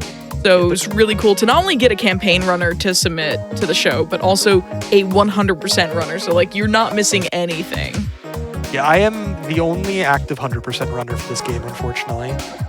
There's one Yeah, I other did run on see the that. leaderboard, and it is from 2 years ago because it was like for a first attempt, which is what that run was. It's not a bad time, but it's definitely not as optimized as the run is now. Yeah, absolutely. But no, seriously, thank you. Yeah. And you wanted to show off some tricks and skips that you can't do in 100%. Is that right? Yes. And so, in order to actually use the fast travel, we have to back out and then get through this little tutorial thing. Fun fact, if I had accidentally hit B at any point during the run, I would have had to go through all those text boxes and lose about 10 seconds. So thankfully I didn't. The real key to the good run is not hitting B. Yes. And so this is this first thing I want to show off is one of the only other glitches in the entire run that exists. And it is actually useful in 100%, but only either as a backup or as an incredibly difficult strat for one specific level. And it's something we call a wrong warp. And so I will show that off. So as you can see, we're on What an Adventure GR18. It had a, it's a last level of the campaign. It's got a 3-minute on-time delivery. And I'm going to wrong warp into the vendor, and now I'm playing Employee of the Month. And there's no, as you can see, there's no on-time delivery because this isn't a valid level, technically. And as we back out, we're just on the other tile. And if we do the same thing again, but go into the level Wait What, you'll notice that on-time delivery, that's not 3 minutes. I think that's pretty sure that's supposed to be 3 minutes. So the way this works is if you enter a level using the, for me it's the A button, but it would be whatever button you're using with whatever controller you're using, and move to another node like a tiny little bit after you hit the A button, the map will say, oh, you're moving to this next tile. And then it realizes, oh wait, no, you're actually entering the level. And so it'll put you in the level, but it'll load some of the data from that other tile that you're trying to go to. And so what that results in, it's not just fun visual glitches. The reason why it is technically useful in 100%, it is easier to show here. As you can see, Bop Jump here has a GR17. Deliver the Package GR18 does not. And if you go into Bop Jump, we go over here, this is where the GR17 was. If we quit out, and then it might take a few tries, but wrong warp into Deliver the Package GR18. Okay, sometimes I get it like every time, and then sometimes, okay, there we go. As you can see, we're in, the GR17 is here again. There's no GR17 in Deliver the Package GR18, and so the level, you're never able to collect a GR17, and so the level thinks, oh, you're in a level where you didn't collect the GR17 yet, let me spawn the GR17 for you. And that is true on any level in the campaign that you haven't collected the GR17 on, including levels where you do still have to collect the GR17, and collecting it on this level unlocks the GR17 for the level that you wrong warp into. And so for levels where the GR17 is like 20, 30 seconds into the level, if it's next to a level where the GR17 is about 5 seconds in a level, or 10 seconds in a level, you can wrong warp, grab the GR17 in the wrong level, and it will count for the other level, and it will save time. Oh, wow. And that is actually really cool. Yeah, so the reason it's mainly just a backup strat is it's most levels where it's useful, it's only useful if you're not trying to go for the on-time delivery while getting the GR17. So for example, Quickfire, the GR17 was about like 15 seconds into the level. And so if I were to skip the GR17, get the on-time delivery, and then finish the level, I could then go into Wait What here, get the 5-second GR17, and then save 10 seconds by wrong warping. But doing it, with everything else is still faster. And this level right here, Boardwalk Discovery, it is a level where you can technically get everything in one go, minus the GR17, and the GR17's at the end of the level, so it would be faster in a full run. But only one person has ever finished it under the on-time delivery with all the collectibles, and they've only done it one time, and that person is not me. So needless to say, that will not be in runs anytime soon. So something else I want to show up is a couple any percent strats that we don't see because we don't have to do an any percent run of these levels. So if you remember, this level took well over a minute. And the fastest this level was done before the skip was found was still over 50 seconds. See if I get it first try. That's probably one of the less consistent skips. But if you just abuse the fact that Burning Whirlers and armor don't play well together, you can just damage boost onto the top of the level, just run over the entire level. And like I said, the fastest this level had been done before the skip was found was over 50 seconds. The IL record for this level is under 17 seconds now. You run on top of the level because there's no solid wall stopping you from doing so is big Sonic vibes. Oh yeah. And the fact that you maintain zipper throughout most of the level as well lets you skip an extra power-up or two as well at the end, which is just a bonus little time save. And then this one's even less consistent. I still go for it because this skip saves about 10 seconds. If you remember, hour and a half ago at this point, I mentioned how it is technically possible to go under the map and come back up without dying, given the right circumstances. Ripcord is the right circumstances. I feel like when you're doing the any percent, you go for this. It's like that breath-holding moment of like, will we see it? Yeah, so I go for this. I get it maybe 20-30% of the time, so it is not super often. But using this damage boost and just barely pressing the boost button at the right time, you can just barely squeak under that wall. I'm gonna give it a few more tries. That looks extremely tight. It is very tight. I am the only person who can actually get it with any consistency. And even then, I can't get it consistently. Exactly. So this level is possible in almost 12 seconds flat using this strat, and like the fastest movement at the end there, closer to 13 or 14 normally. And if you don't use that strat, it takes over 20 seconds. But because that damage boost into the checkpoint is faster anyway, might as well just go for it. Either you get it and it looks cool, or you don't, and you just move on. It's not that big a deal. And I think one little bonus thing. This skip is technically not allowed in any speedruns because for a combination of reasons. One, it skips the entirety of the final level, so it's kind of lame. But it's also the developer tried to fix this skip more than once during like the creation of the campaign. They didn't succeed, so it's still barely possible. But if you you move to the right here, you're fine, you can do it. But if you move the package, those rifts show up and move you, and you've got to do the rest of the level. However, if you get sprint, this is not easy. And just barely grab the package while moving towards the goal. Dang it. Might take me a few tries. You were so close to one of those there. Like it just quarter pixel. But yeah, it was pretty funny watching this one get fixed because you'd be like, all right, we fixed that final level glitch. And then like 2 days later, we can still do it. Next patch. All right, we fixed the final level glitch. So like I said, they made it harder, but they never fully fixed this. But we don't let it in runs for both because it was like attempted to be patched out, and also it's just not really an interesting way to finish out the run. And this was not allowed since before I even started speedrunning this game, so it's been this way for years. But as you can see, you can finish this level in under 10 seconds if you get it first try, as opposed to 1 minute and 20 seconds.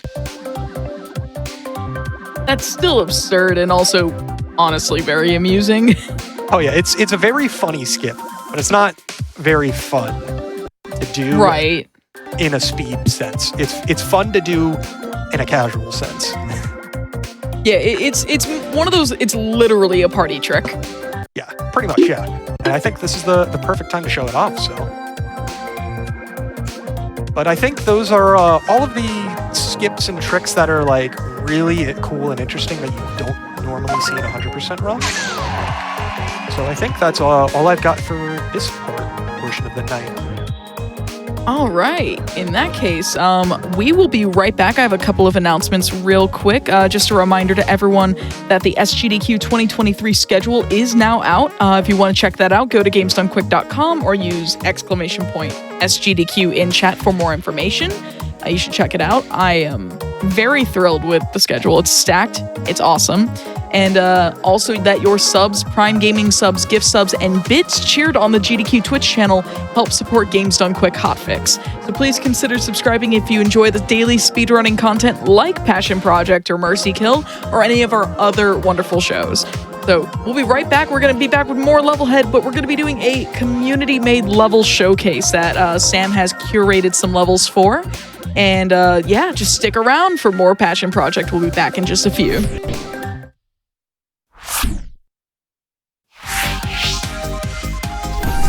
Hello everyone, welcome back to episode 7 of Passion Project, the variety show that encourages anyone in the community to showcase the projects that they've been working on.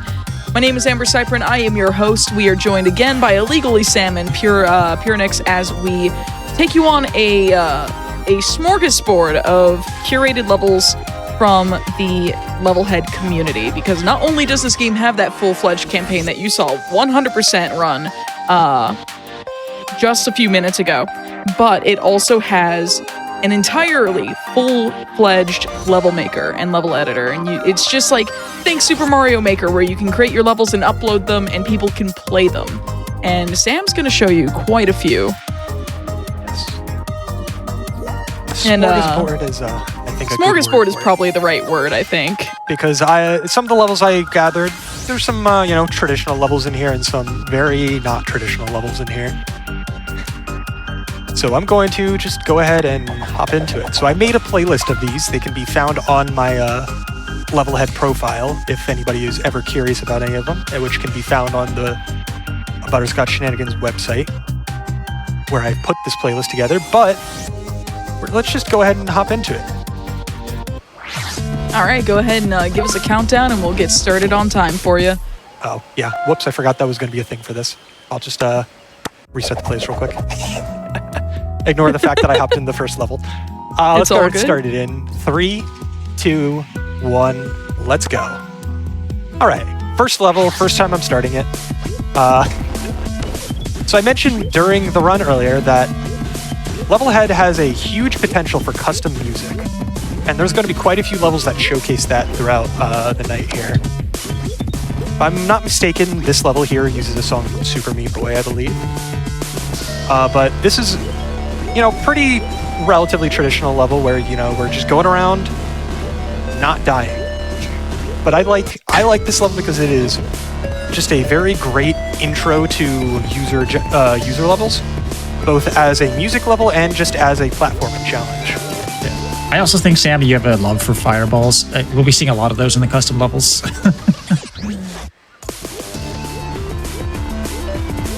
Yeah, this is definitely Meat Boy, and recognizably so. That's really cool.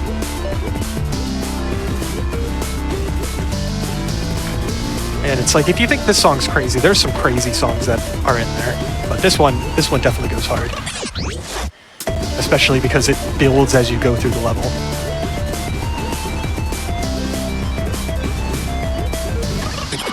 This is a pretty tricky section too. Like, stuff gets pretty wild. Oh yeah, no. If you're playing this level for the first time, you might just see this section and just go, "What am I doing?" Because there's just so many fireballs on the screen. And there is an optional second path through the level for more points, but I'm not going to do that because it is very difficult. Oh hey, apparently I am playing on my alt account right now, so I'm now second and third on the level. Noisy starfish. Alright, this level is GR18 and the Temple of Doom. So we're just going to try and get through this treacherous temple without dying too many times. Yeah, this is another pretty traditional one. You get to use Tiptoe, which is pretty fun. Which is the most traditional of power-ups, I would argue, as well, outside of the Ripcord. Because it's just the wall jump one. Still doing some fancy movement, because I'm not going to be like outright speedrunning many of these levels or anything, but I will still be getting through them at a reasonable pace. But in true Yeah, Indiana Jones fashion, we got to outrun the boulder. It's a very important part. Because it's destroying the entire temple behind us. Yeah, otherwise it'd be the Temple of Hope. You can't have that. But now that we've got our prize and we've escaped the boulder, we can go into our car and drive off into the sunset. I love that. That is actually adorable for an adaptation. All right, and then we mentioned earlier how there was some power-ups. There was a power-up in some content that was added post-launch. This is the power-up that was added after the game came out. This is the Shade, and so what it does is it drops a little rune that you can pick up, grab, and throw around.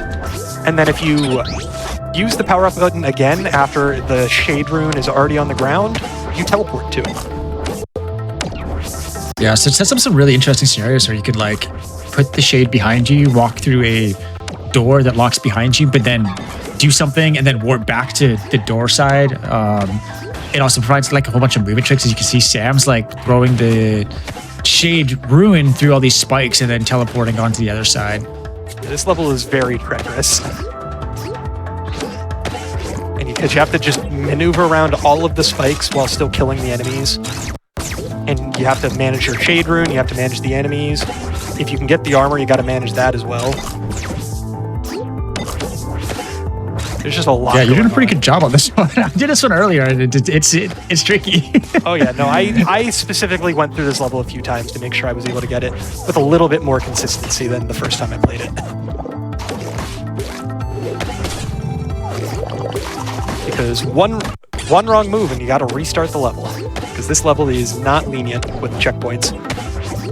Oh, It doesn't have any. I don't call it lenient. It at least gives you armor. That's better than some levels. Fair enough. Yeah, most of these levels I've played a decent amount, but like I'm not nearly as familiar with any of them as I am with the campaign levels. So you're not going to be seeing flawless gameplay or anything, but that's not the point of this. We're just here to show off some cool levels. Yeah.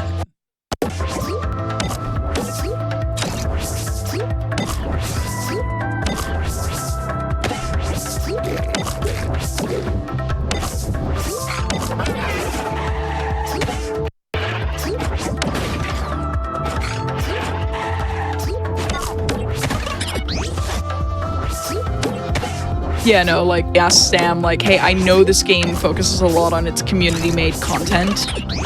You are welcome to put together, like, a list of levels that you'd like to play and show off, and, you know, I don't expect, like, you know, super refined gameplay And I will when say, it comes to showcases like this, and that's No, I was part of going to what say, this Passion level Project is not even as much is as about. Like, I've included we're art. into folks who want to showcase. You know, I'd say something from that they a really enjoy. you know, pace standpoint, it's probably one of the fastest any ones, but decent definitely pace, from or a maybe technical even just a standpoint, we're going to see challenge, some trickier ones coming up. sort of styles. Because if you will. the ones And that are this is harder at least have definitely more checkpoints. in the challenge category.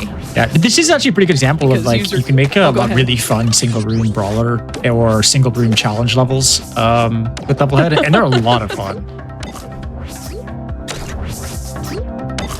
Basically, the switch and channel system in this game is very robust, which is why you see all this stuff moving in and out of the level, like enemies spawning out of nowhere, and you know, things moving in and out of the screen to try and kill you and everything, because it's all manually put together. Like none of this is default behavior.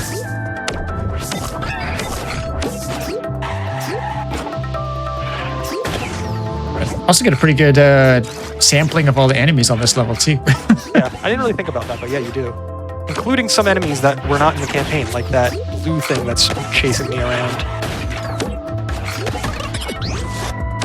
Yeah, the Jibber and Jabbers were added at the same time as launch. And yeah, flying enemies that can go through walls. And interesting if there's packs of them, like they will, I don't know how you say it. As they fly past one, the other ones that are still will now join in. So you get these big giant packs of them chasing after you. It's a fun level mechanic. Maybe I should include one of those levels. I forgot about those levels where you just ride a giant stream of jabbers up. And that's the entire level. But like it's very, very scary the first time you see a level like that because they are loud enemies.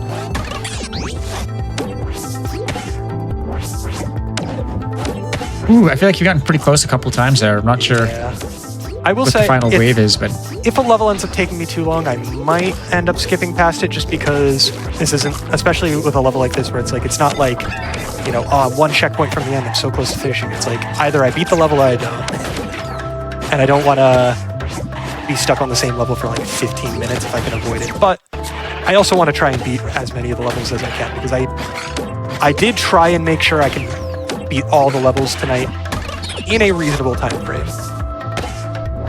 Like I did a practice run through of everything last night. None of them took me explicitly like a super long time, but that was partially because I beat this level quickly. That's all right. A cool level, so I don't mind seeing more of it.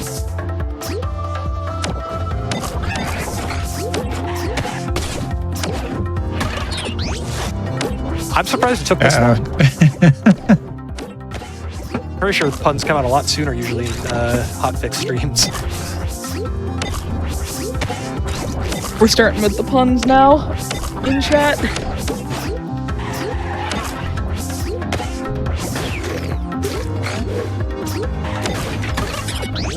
Oh, I actually so I used to run a show called Never Before Seen, which focused on games games or categories that had never been run on the main stage.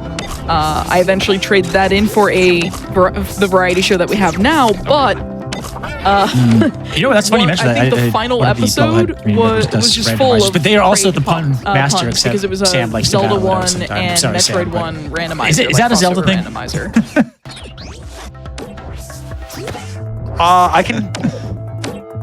I would hazard more in the Metroidvania side for myself, at least.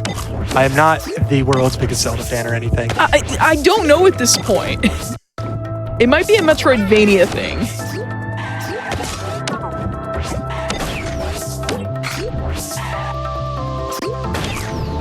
Yeah, I think I'm just gonna say the one who has started the puns thing, a good sampling of all the enemies. That's the producer of the show. That's Richard, and he is a very big Ori and the Blind Forest fan. So I would say it's the Metroidvania hat that enjoy doing all the puns. I have you know, all of the good indie ones out there. I've played most of them at this point. And actually, you can make some Metroidvania style levels in this game too. Obviously, it's not going to be a 8-hour excursion, but you can get an hour and a half to a 2-hour level. Well, it's more of an 8-hour excursion for the builder, not the player. Yeah, yeah, probably 30 to 48 hours.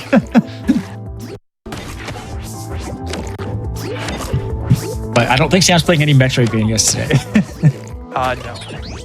All right, I'm going to give this level 5 more attempts, and then I think I'll just move on because, like I said, I don't want to be on the same level for too long. I want to be able to get through all the levels and show off everything.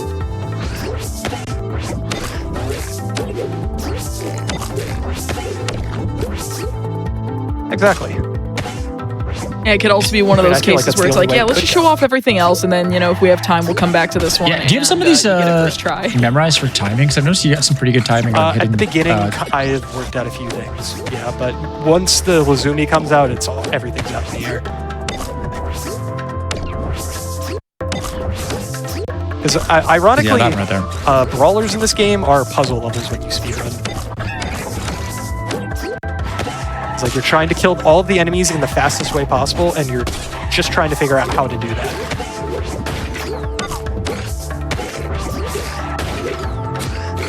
So once you figure something out, then you just do it every time, and it works. Unless it's an enemy with RNG, then it doesn't work.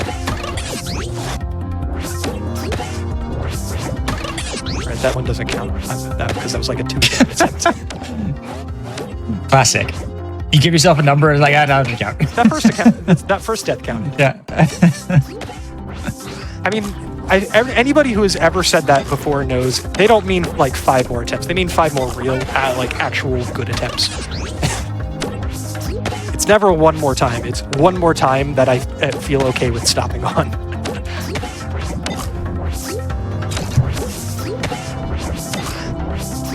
It's like speedrunning. It's one more run, and by that I mean one more run where I get past the part where I reset every run.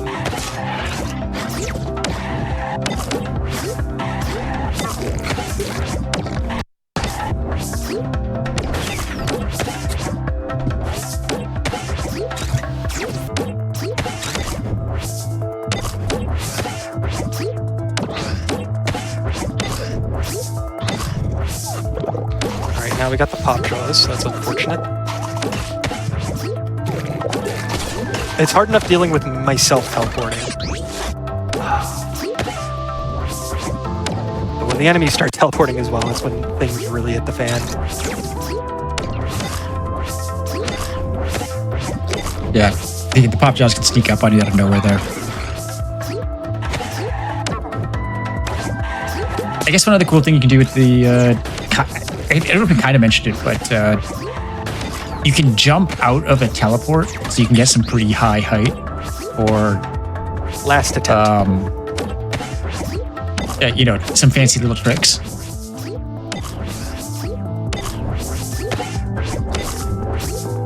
That is a result of Coyote frames, is that if you do something that puts you in midair, like zipping or teleporting using the shade, you can still jump after doing it, because the game counts you as, oh, you were just on the ground like a couple frames ago, then you're still able to jump. Which is not the last time you'll be seeing.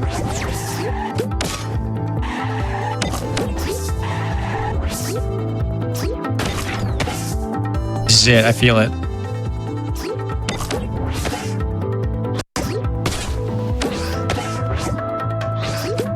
Gonna play it safe. Oh, that flapjack came up to meet you. I got one of the pop jaws. Oh no, I forgot that one came out of the... Okay. Unfortunate. But we're gonna move on for now. Move on to a level with hard in the title, so... Yeah. So this is a pretty interesting one. It uses ripcord, and then those little like blue things that are floating around, they're called recyclers. So that refreshes GR18's rocket pack. And the other thing to note to make this level make sense is that purple stuff on the side would strip GR18 of the power up. So Sam's going to be trying to avoid those. There are a couple specific points in the level where you are supposed to go through it, because if you boost into it with the ripcord and you lose your power up, it gives you a little like jump into the air.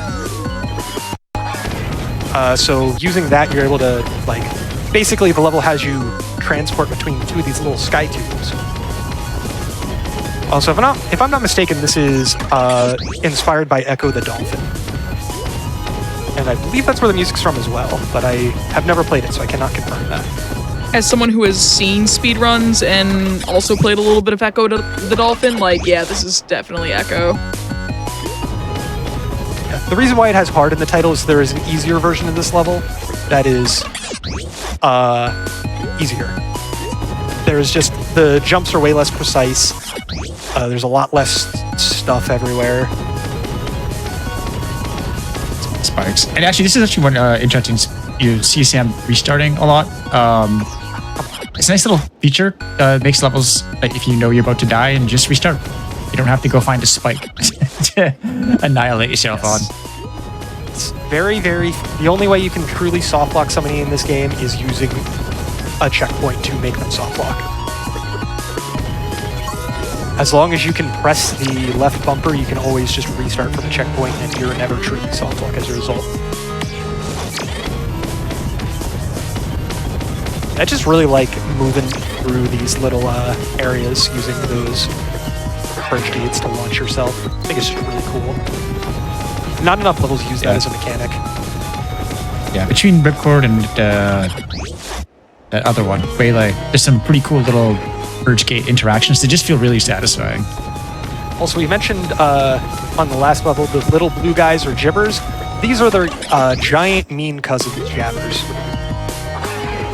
Which are also... The other ones you could jump on top of them, these ones you cannot jump on top of.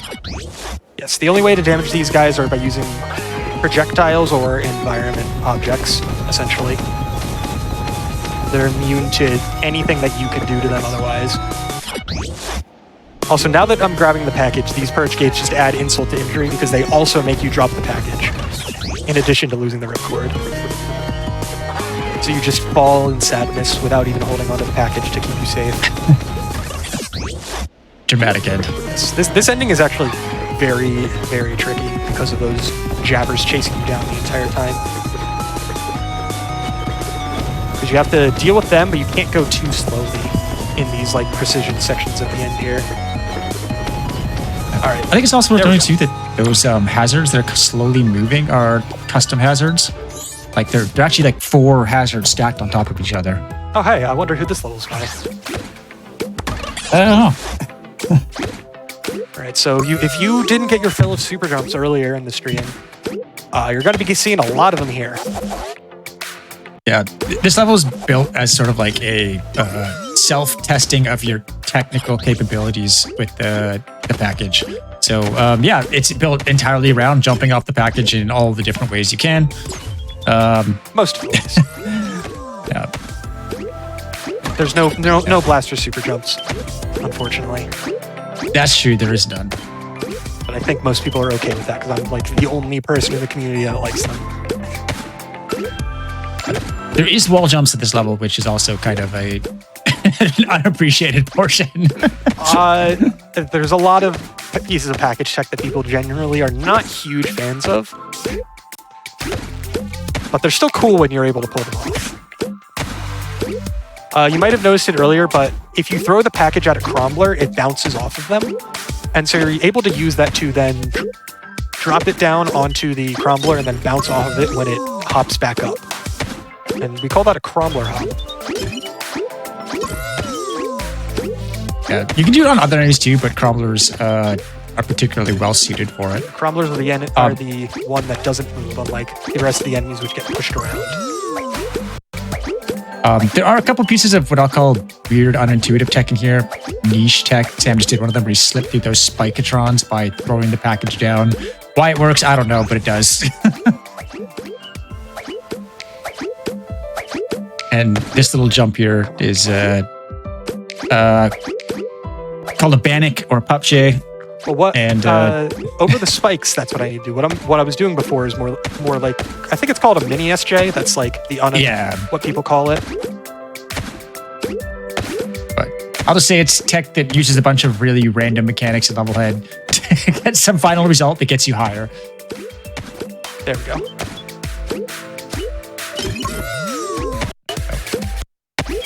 It is very, very difficult to do those bannocks consistently. And by that I mean I can't do them consistently. So you're just going to see me struggle with them until I get it. Also here, I'm cheesing. Because I can pixel jump here, so I'm going to.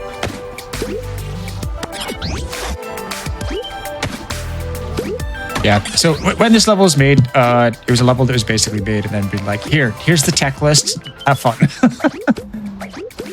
It's not a very kind level, it doesn't show you a lot how to do things. It's a test. Sam knows these things. Test of your abilities, it is not trying to teach you those abilities. Yeah. And for context, for like Sam doing it right now and how clean he's doing it, normally for a lot of people, their first attempt is around 40 minutes, maybe an hour and a bit.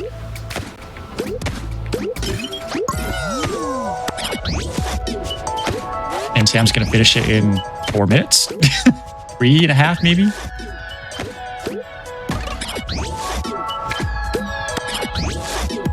Well, Sam's going to do a little pixel jump here. He just kind of stands on the edge where the spikes don't hurt him.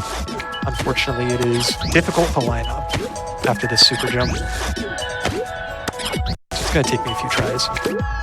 There we go. Unfortunately, the ending of this level is not kind either.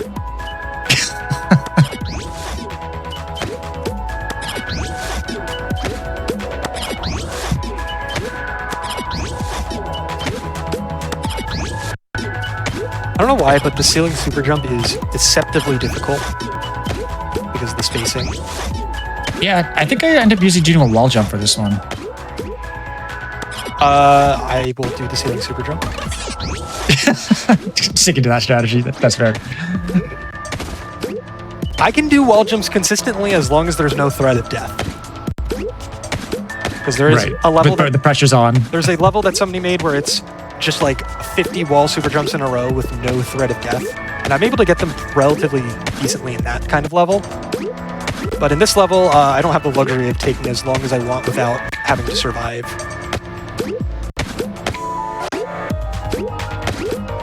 All right, then probably a high-stress CSJ coming up here too in a second. Have to get the bannock first. Sorry, CSJ is a ceiling super jump. You got, I imagine as with all games, you get all those tech names flying around and Oh no, I got it, and then I abbreviations. didn't move to the right fast enough. I was afraid that might happen. Because when I start moving up, I have no way of telling immediately if I got it or not. Until I see I've actually moved high enough. You just gotta feel the button, Sam. You gotta feel the button. I feel the You got button. this. I never know when I press them correctly. Unfortunately, I don't just have a Bannock button.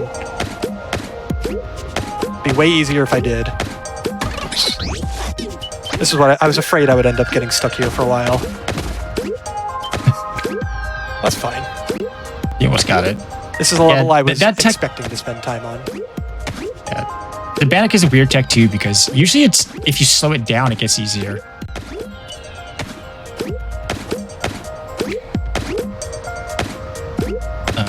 You could also show off the 90% tech. I'm good. On principle, I don't want to show it off. So there is a technique that you can do. The game offers, you can slow down the game even in the campaign to 90 or 80% speed as a sort of like assist to make some spots easier. But there's a really weird interaction bit at 90% and do a tech very similar to what Sam's trying to do right here that lets you go super high. A little controversial. Yeah. It is not popular because it is only possible on 90%, which is extremely not intuitive. Come on. Keep getting the jump, but I don't get the extra height.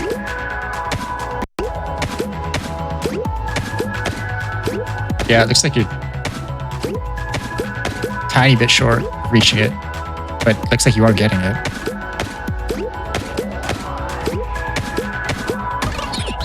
Come on. I was hoping I would get it quickly because I got the other one pretty quick. And then I did get it. Yeah, I you just did. messed up. It didn't even look like you were struggling. It looks like you were a Bannock Pro at that point. Unfortunately, You've been getting the pixel jump pretty consistently there too. that's easier for me.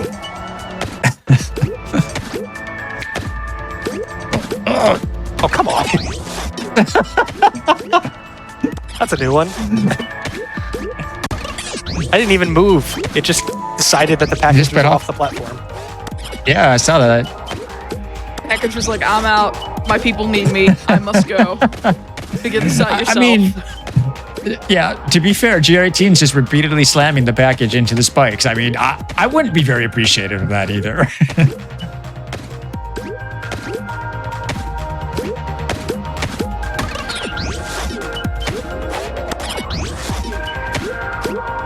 Yeah, this is a piece of tech that I've never been good at in terms of consistency. I can do it. I've done it before. I will do it again in the future. But I will not be able to do it on command, unfortunately. And hopefully the future where I do it is within the next, 5 minutes. Yeah, you were, I think you hit this checkpoint at about 2:30. Yeah.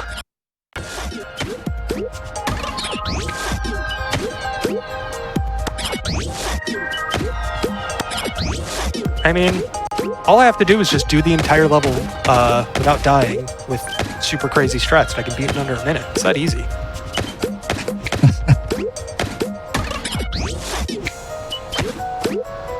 Because a lot of the names you'll be seeing at the top there, those are the people with the fastest times on these levels.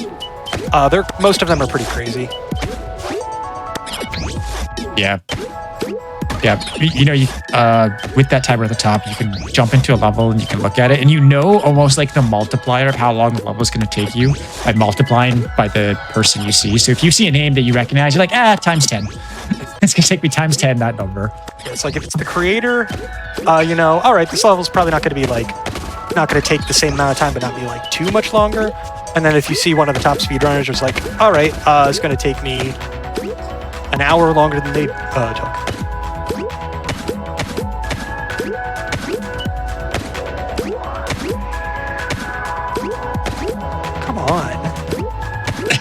You got it. It's just maybe the width of that board.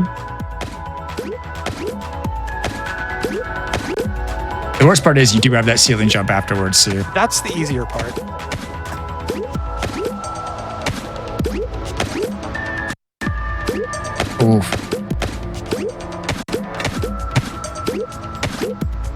Yeah, poor package. Just all I'm saying, I hope it's not a fragile product in there. Hand it to the person who's supposed to be receiving it. Like, why is this in? Like, why is it full of spikes? What happened? Yeah, pure complete powder product. All right, I think I will move on at 10 minutes. Because again, yeah, I was hoping I wouldn't have to skip any levels, but gotta keep things moving. Oh, get a good one right off the bat there too. Wasn't good enough, unfortunately. No, I got it.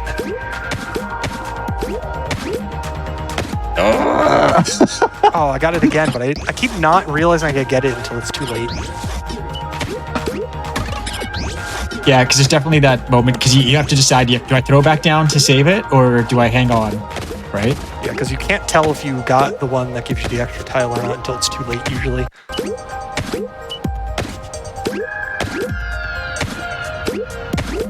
Like you said, you nailed the first one earlier in the level.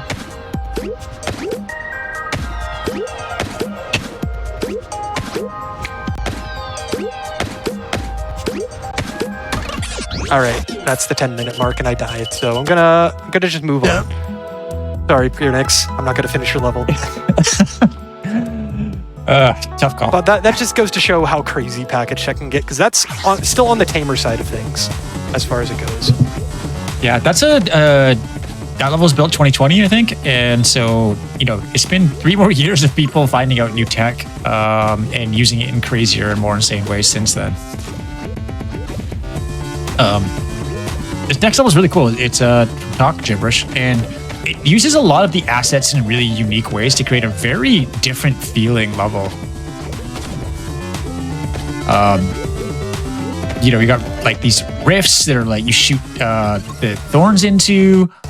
He's used what do you call it, lead blocks as the background with a nice trim of hard light. It just creates a really cool, awesome looking level. And it has good music. It's a bonus. And it has, yes.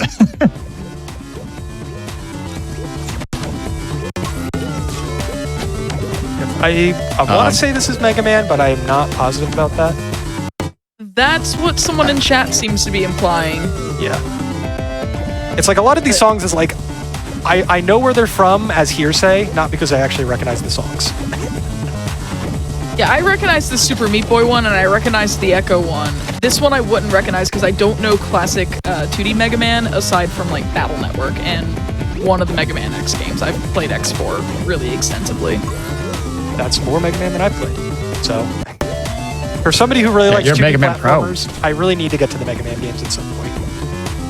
Yeah, I like RPGs and platformers, but like really got into the Battle Network series in high school, which reminds me, I'll be having the Battle Network crew throughout the month of May here on Passion Project to celebrate the release of the Legacy Collection of Battle Network.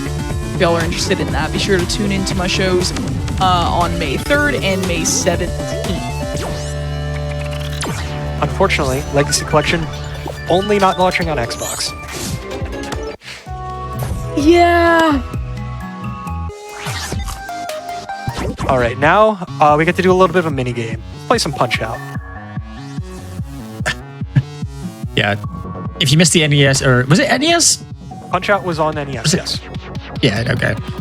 But this is like a level that's, from a standpoint of like, what can you do with this game in the creator? Like, basically just recreated a concept from an entirely different genre. It's actually really cool. And it's like the kind of like the 3-frame LCD games from like the Game & Watch era.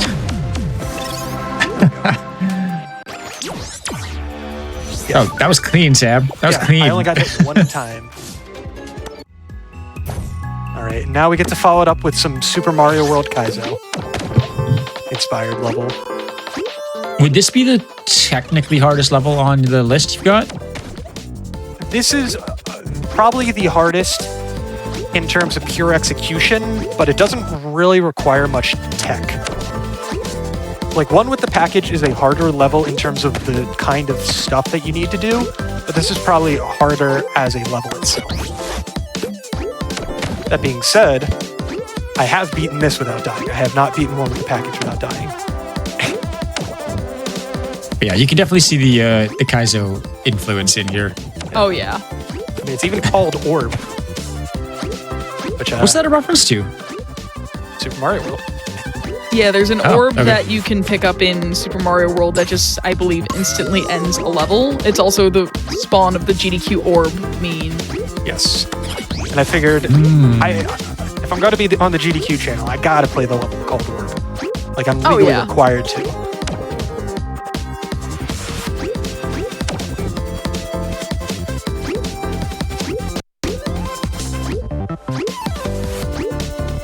Like, as far as tech goes, this level only requires you to do a shell jump at the beginning and some item hopping. And everything else is just precision and timing.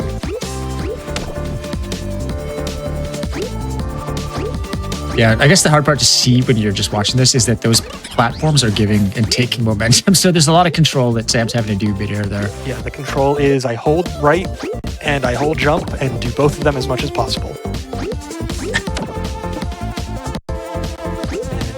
If I do it with the right timing, it all lines up.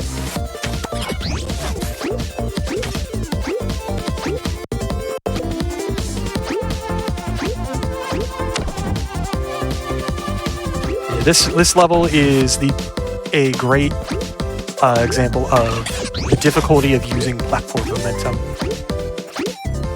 as a player, because a lot of the challenge in this level comes from maintaining and trying to counteract that momentum at different times in the level. Because sometimes you want to use it to go up higher, like with that jump, and other times you want to go against it, like here. Dang it. I barely didn't jump high enough there. Thankfully, this level only has 2 sections, so it's not excruciatingly long or anything. It's just in and out, beat the challenge. And looks like some guy named Legally Sam got this done in 45 seconds recently. That is 43 seconds, actually. Okay. I don't mean to hit your ego on that one.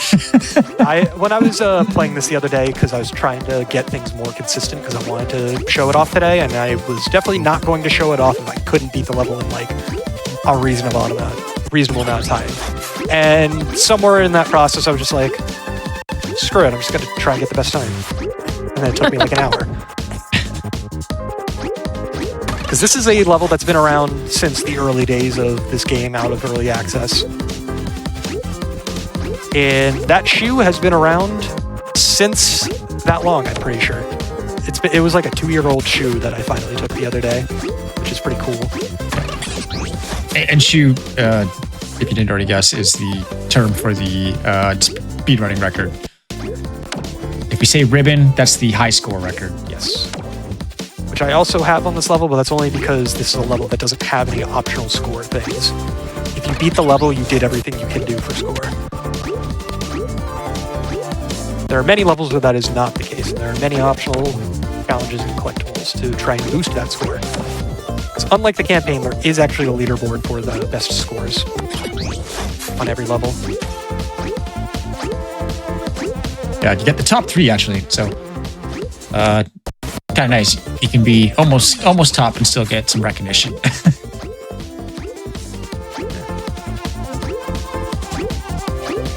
Alternatively, you don't even have to get the top score to try and knock somebody off of it.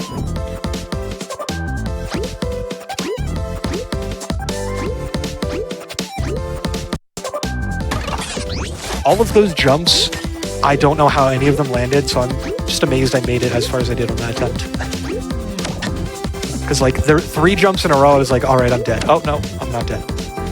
All right, now I'm dead. Oh no, I'm still alive.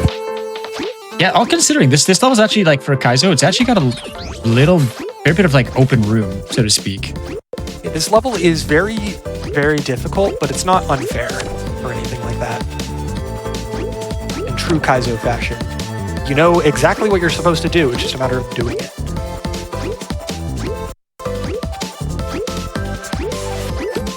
There we go.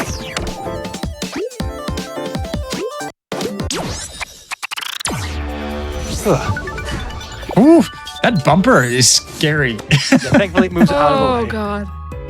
All I right, was holding my breath at the very end. This next level is made by a very unknown creator that I don't think anybody's ever heard of. Okay, so I was telling Sam. Illegally slam person. Oh my god. I'm quitting English. I played through this playlist earlier, and this is actually, as far as gameplay, was my favorite level of the group. It's a super satisfying mix of like, it's hard to tell, but when he's hitting certain buttons, it's swapping what's going on, which things are showing, the hard lights or the purge gates. But it's just a super fun level that has a nice rhythm to it. Like I mentioned back in the Shade level, that when you teleport, you're able to jump after you teleport, and that is the whole gimmick of this level, is that when you press jump, a purge gate appears and will try to take away your zipper. But if you zip before you jump, you're not on top of the purge gate anymore. And you gotta let go of jump before you land, which means this level requires, for the average player, remiting all of your muscle memory that you would have from playing the game. And I even tried to put in a little bit of implied zipper cheese. That's intended, but going off the side of the map is like required for a zipper level, so.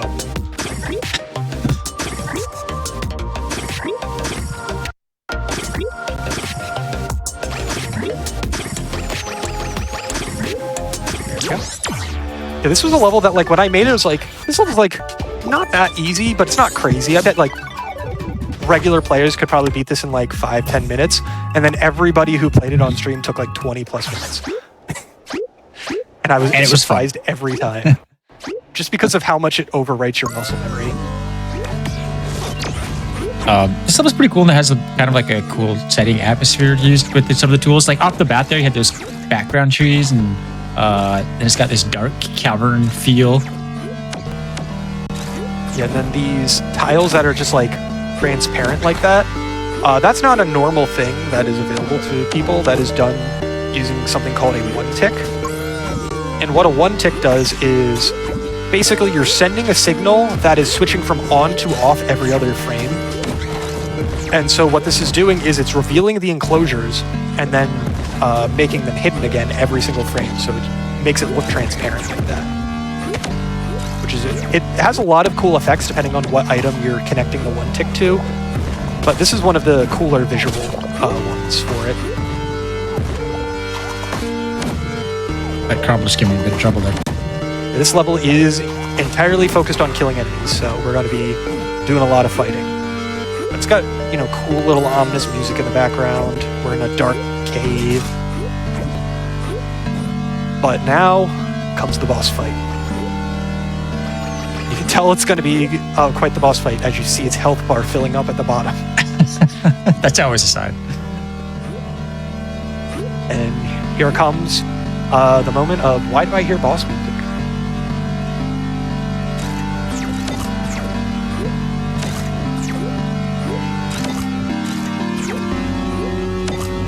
It's like, this level's really cool, but half the reason I like it so much is just because I think the song used here at the end is just really good. I don't know what the song is. I just think it sounds good though. Oh my god, why do I recognize this? Yep, it's Rip and Tear. That's what it is.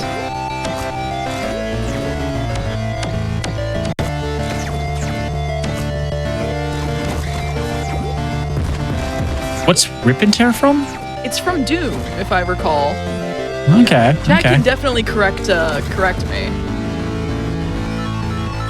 I do not play Doom. It makes me very nauseous. I've also never played any of the modern Dooms. Actually, I never went and got my armor and then grabbed the checkpoint. This boss fight it's not like obscenely hard or anything. It's just very punishing if you make it to the end and then die. That's okay. Now we get to hear the song again, so it's all good. Yeah, this boss fight is pretty fun too, because like there's these crumblers that are like red. They're called rage crumblers. If they contact enemies, they also kill enemies. So you get this bit of a balance where you have opportunities to, you know, lure the super dupes into the path of the crumblers and get a couple easy kills. But you have to make sure you don't also get hit in the process because you only have so many pieces of armor.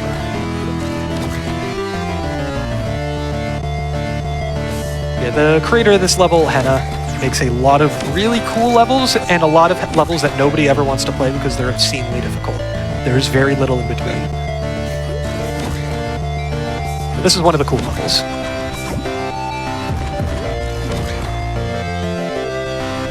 Yeah, they're also a person that can show up on the leaderboards quite a bit too. So when they create a hard level for them, you know it's going to be a hard level.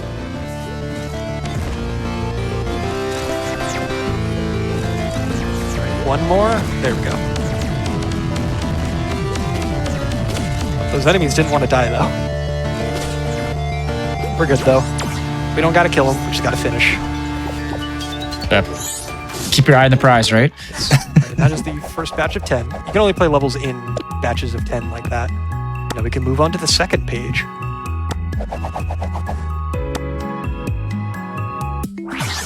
If you thought the last level was ominous, this one is literally called Nightmare. Actually, this might be the technically hardest level in the batch. I think I would only say no because I'm better at it than one with the package. Okay. This level broke me. I can't lie about that. I eventually beat it, but it broke me the first time. Yeah, this is one of those levels that is known as like a classically difficult Levelhead level because it's old and is one of those levels that's like kind of a rite of passage in the sense that it's very difficult, but it's reasonable. By today's standards, most creators make levels that are significantly harder than this. Like this isn't that bad by comparison anymore. But that doesn't mean it's an easy level. Far from it. It's not, yeah, and it's actually a good one. This showed off a lot of the shell tech yes. that you can do in this too. Yes, because just like Mario, there is such thing as shell jumps where you just throw it against the wall and you bounce off of it. It's significantly easier in this game. Because if you just jump up against a wall and throw the shell against it with the right timing, and that timing is not very difficult, you just bounce off of it. However, the hard part is doing it like this in this context.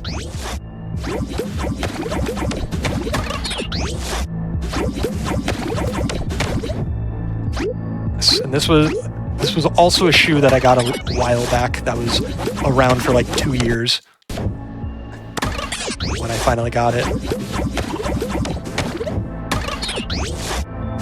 And that time is also not deathless. I think I lost like 20 seconds when I got that shoe. So if anybody wants to play this level and take that shoe, it is yours. Just gotta beat this level without dying. Free shoe.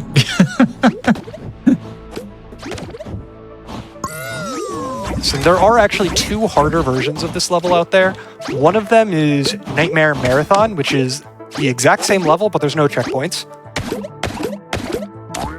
And there's Nightmare Midnight, which is basically a reprise of this level with every section being significantly harder. So this piece that Sam's just cruising through right now is like a stair climb with item hopping. It's surprisingly difficult if you're rhythmically challenged, like myself. I mean, even if you're not rhythmically challenged, it's still not easy because you gotta manage the height that you're getting while also moving to the side every once in a while without losing that height. And then once you get through that, you're faced with this. Yes. This section is deceptively easy because it's just identify the patterns and get through it, but it is intimidating to look at.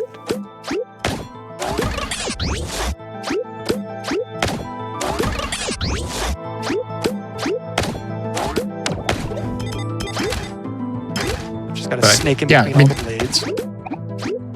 Lots of visual variety and stuff at this level too, and it's a pretty good sample of what you can do with the creation kit. The creator of this level, Duckbag, is well known for his unique visuals in his levels, and I am not saying that sarcastically.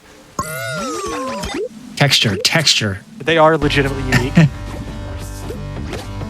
And speaking of unique, at the end of any Kaizo level, you gotta fight a giant evil clown.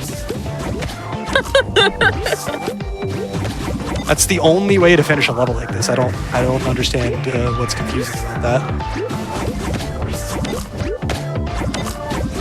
Yeah, we gotta fire these Luzumi thorns into its eyes, but it does blink from time to time, so you gotta time it. And like one subtle thing on this one is that little movement of the platform that you're standing on that kind of stops and goes. It can really catch you off guard, make that fight a lot harder. That was nice. That was a first try clean on the boss. Get wrecked, Duckbag. You're off the leaderboard for your own level now.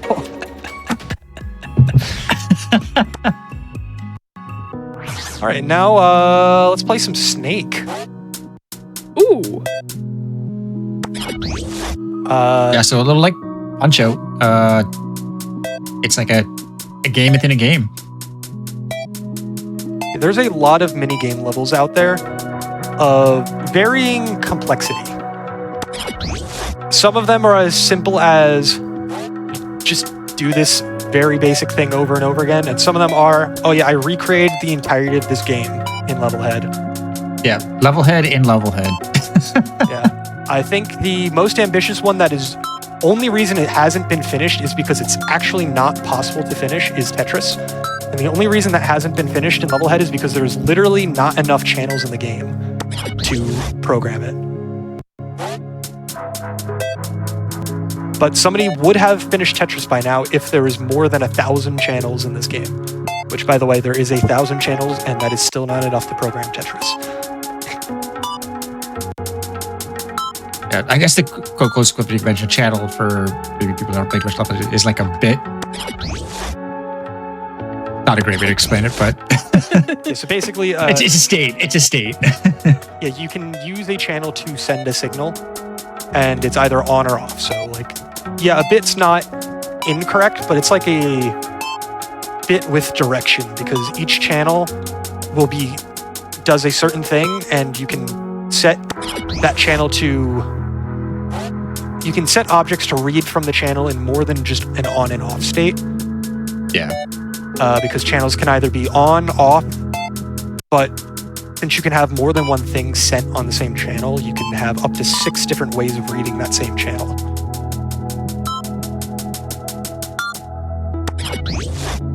This snake is actually deceptively difficult. Yeah, no, this looks really hard with the limited amount of space you have. Yeah, and the movement is not as precise as if I was playing this on a keyboard with like OG JavaScript Snake or something like that. I still remember like my first Nokia phone having Snake on it. Oh yeah, no, I remember playing Snake on a Windows computer in my first grade class in elementary school because that was the only game on it. And because obviously they didn't want to put games on the class computer in elementary school. It's like one or two away. You just tanks and Oregon Trail. Can't believe your school would starve you of that. Nah, I'm too young for that stuff, PK. Now, don't worry. I still played Space Cadet Pinball and Spider Solitaire. Okay. Oh man, Space Cadet Pinball.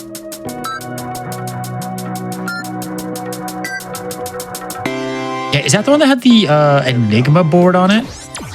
Oh, was that it? That was Yes, because Okay. I made the full square. Yeah. All right. Speaking of nice. crazy There's single screen. I thought you were. games- Oops, sorry. Go ahead. I thought you died at the end of Snake there. Oh, I did too. I did too. Because my audio is like a little delayed in my ear, so I wasn't positive I made it. But this level was made as a part of a weekly event that is hosted almost every week in the Levelhead community. It's called a Power Build, where the host gives everybody a theme, and people are challenged to build a level within an hour for the host to play. Yeah, the hour limit got a little softer over the years. Now it's like a sitting. Basically, But, build a level using the theme. Use whatever time you have because it's not a hard limit. But back in the day, a lot more people used to follow that limit.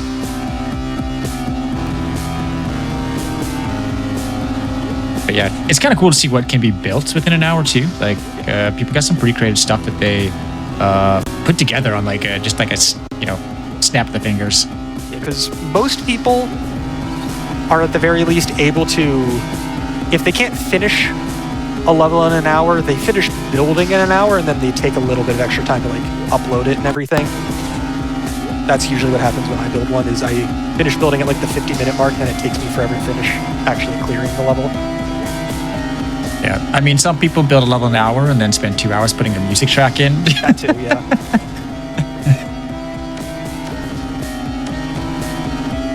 Yeah, and I don't think... I was saying, I've made a power build before that I finished building it in like 40, 50 minutes, and then it took me like 2 hours to beat it. Oof. There's an enemy that popped up there that I don't think we'd actually seen yet, the Canoodle.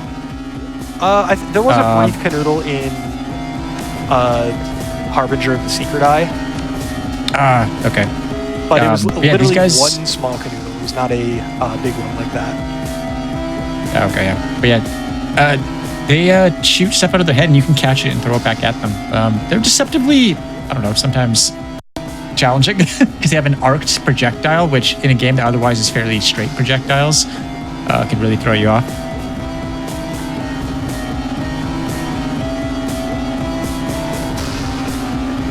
Now the jabbers come out. Do you know what the theme was for this level? Absolutely no idea. Build? I did not go back and look that far back in the Discord, unfortunately.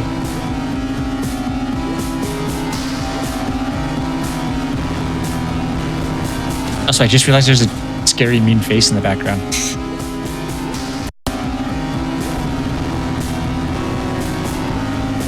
Thankfully, this level does give you a little bit of pity armor, so it's not too bad. But now, the fire closes in. Oh, we stand here in the middle and await our fate. But the package comes in. Trust the creator.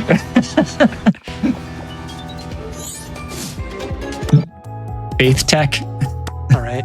And now, we're just gonna, wake up in our bed, ride the elevator, and go on a ride on our motorcycle.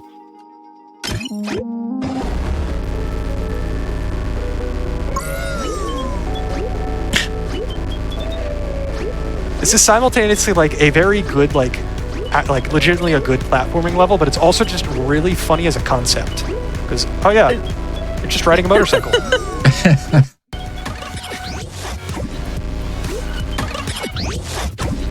I mean, I don't know about you. I don't normally drive on my handlebars, but I mean, that's pretty impressive. Cool fair enough. I work my balancing skills a little bit. The engine roaring in the background.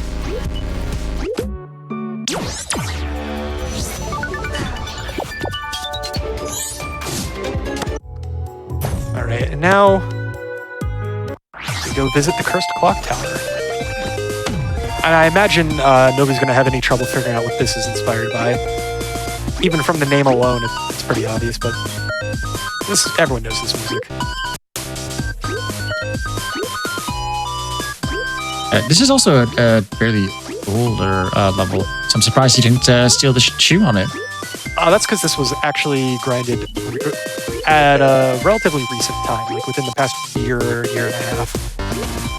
But okay. If one Castlevania song was enough, we get two.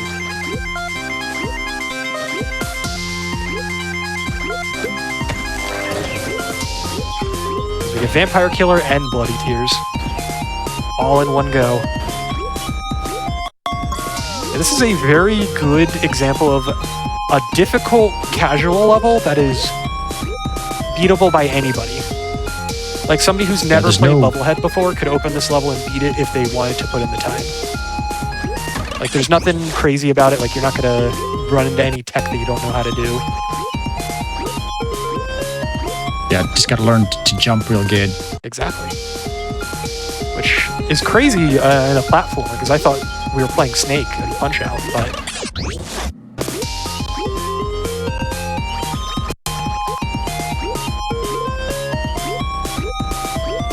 I guess that one thing to mention too while looking at a level of songs is that there's actually like multiple different ways that people have strategies of importing songs into the game. like different music machines, so to speak. Because I think this one uses a very different one than we heard from the Cube Junior level. I don't know what the Captain Falcon one used, but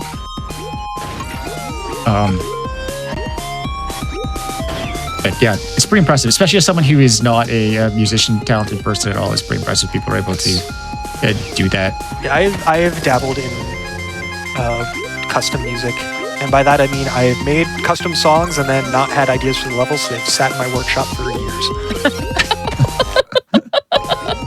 The backlog of Sam is in Levelhead. Yes. There is one level that has actually been sitting in my workshop completed for over 2 years at this point, just because I don't know what to do for the level. And I spent like 12 hours putting the song in and I just didn't release it. And I specifically also didn't use a music machine. I literally just manually did everything. I didn't have anything repeat or anything like that. Which is, I would not recommend doing things that way. That is definitely not the ideal way of doing it. But it works. Yeah. Was it just a classic box on a slider kind of deal? Oh no, it was still like programmed using channels and stuff, but they were all just sequential. Yeah, okay. So by the end of the song, things were delayed by like 400 beats and stuff like that, which if anybody watching has made a level using a music machine before, they're probably cringing at hearing that. I mean, I technically made a music level. I'm not cringing at that. But did Hot Cross Buns use a music machine though? Not really. I mean, it was a back rat on a... It was an enemy on a slider. But I will say, it was a good rendition of Hot Cross Buns. I'm glad you appreciated it.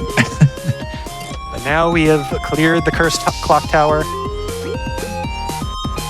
and escaped. There's only a few more levels left in this playlist I put together. Funny story about this level. This was at one point one of the most popular levels in the game. And as a result of that, I thought it would just be kind of funny if I just never played like the most popular level in the game. And so I just never did for like a very long time. And that until this moment right now, I still have never played this level. This is my first time playing this level. Oh, wow. Oh, wow. But I specifically did that because FlowArt, the creator of this level, is well known for making light Kaizo levels that are incredibly easy to read. And that's like, I mean that as a good thing. Like, if you open up the level and you know what you're doing, one-shotting a level like this is not unreasonable. Was that 2 deaths so far? On the same spot? 3? Okay. Now because I just died again. Okay. Yeah, levels that are straightforward are honestly like so important to integrating or trying to get someone into like a Kaizo style sort of gameplay at all. It's just like making levels that are easy to understand. Yes, and FlowArt is the master of making easily readable Kaizo levels that are not free, but aren't super difficult either. Yeah. And Sam, you should know, you did that last section the way nobody else does, and that's the intended way. Oh, most people use the forbidden tech to grab that package. Got it. Through the spikes. Yeah. I mean, I feel like I owe it to FlowArt. You know, Yeah. he makes super easy levels that anybody can beat, so I gotta make it a little harder for myself.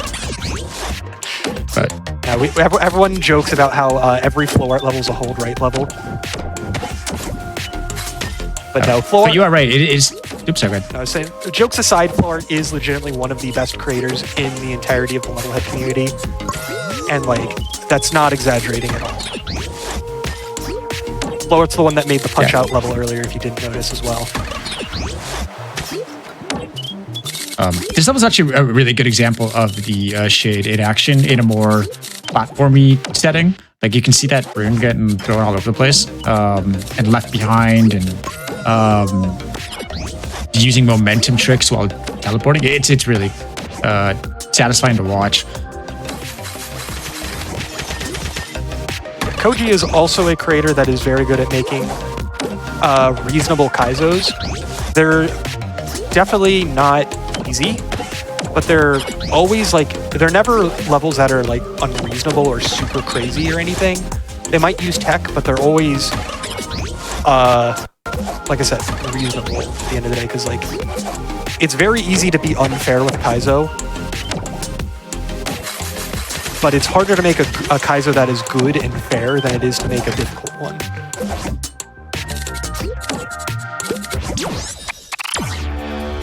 There we go. It was tense. Yeah. Yeah, that ending with the spike traps is always a little scary. But with that, we have arrived at the final level of this playlist. And speaking of Metroidvanias, let's do some Hollow Knight.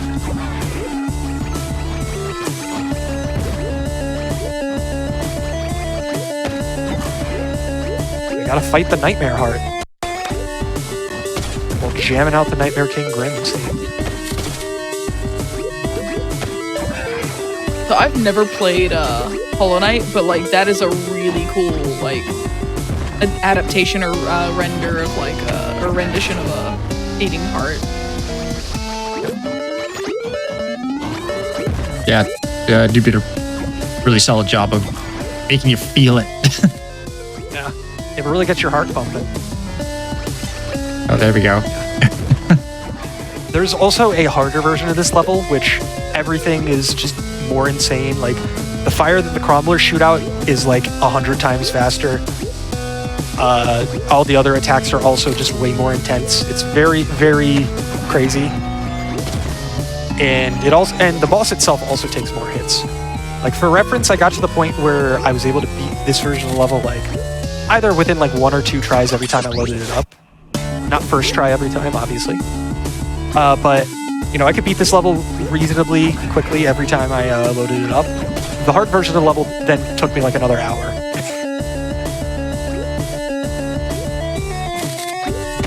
Yeah, it's not like you added checkpoints to the harder one. Exactly. This level, first time you clear, it's going to take you 3 minutes or longer, most likely. So a 3-minute boss fight with no checkpoints is definitely not an easy ask. But it's a very good boss fight, and it's got good music, so you don't mind it. I'm going to be probably playing a few of these sections a little safe, because the patterns here are RNG, which means that yes, the worst possible pattern for your location will happen every single time. That's what RNG is.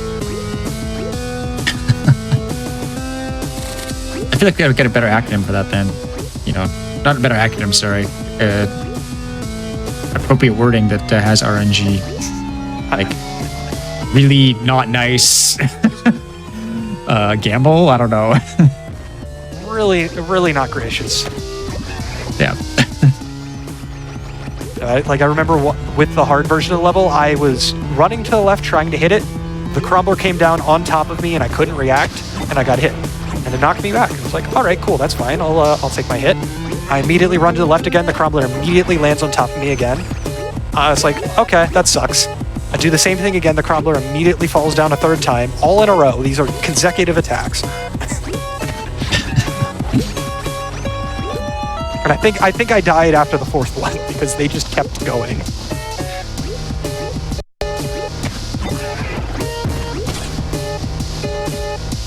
Yeah, this level requires 16 hits in order to beat the boss. And it is possible to grab more than one of these vac stakes at a time and carry them with you by item juggling, but that is very difficult, and I'm not good at juggling, so I don't do it. That is the speed strat for this level. That is how somebody beat this level in just over a minute. The best I've done without juggling is like 1:50, I want to say, which is still not a bad time or anything, but it is not leaderboard. That's pretty good.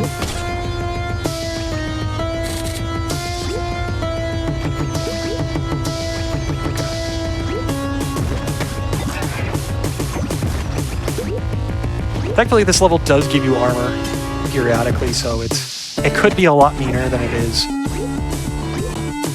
Does the hard version give you armor? Yes. Trust me, the hard version is hard enough even with armor.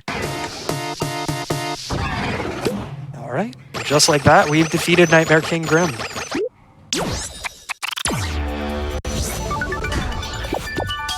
I love the Hollow Knight like the bench reference there. GG. And like I said, that is the last level I have prepared today. 18 levels. Yeah, that is a really, really cool playlist, honestly.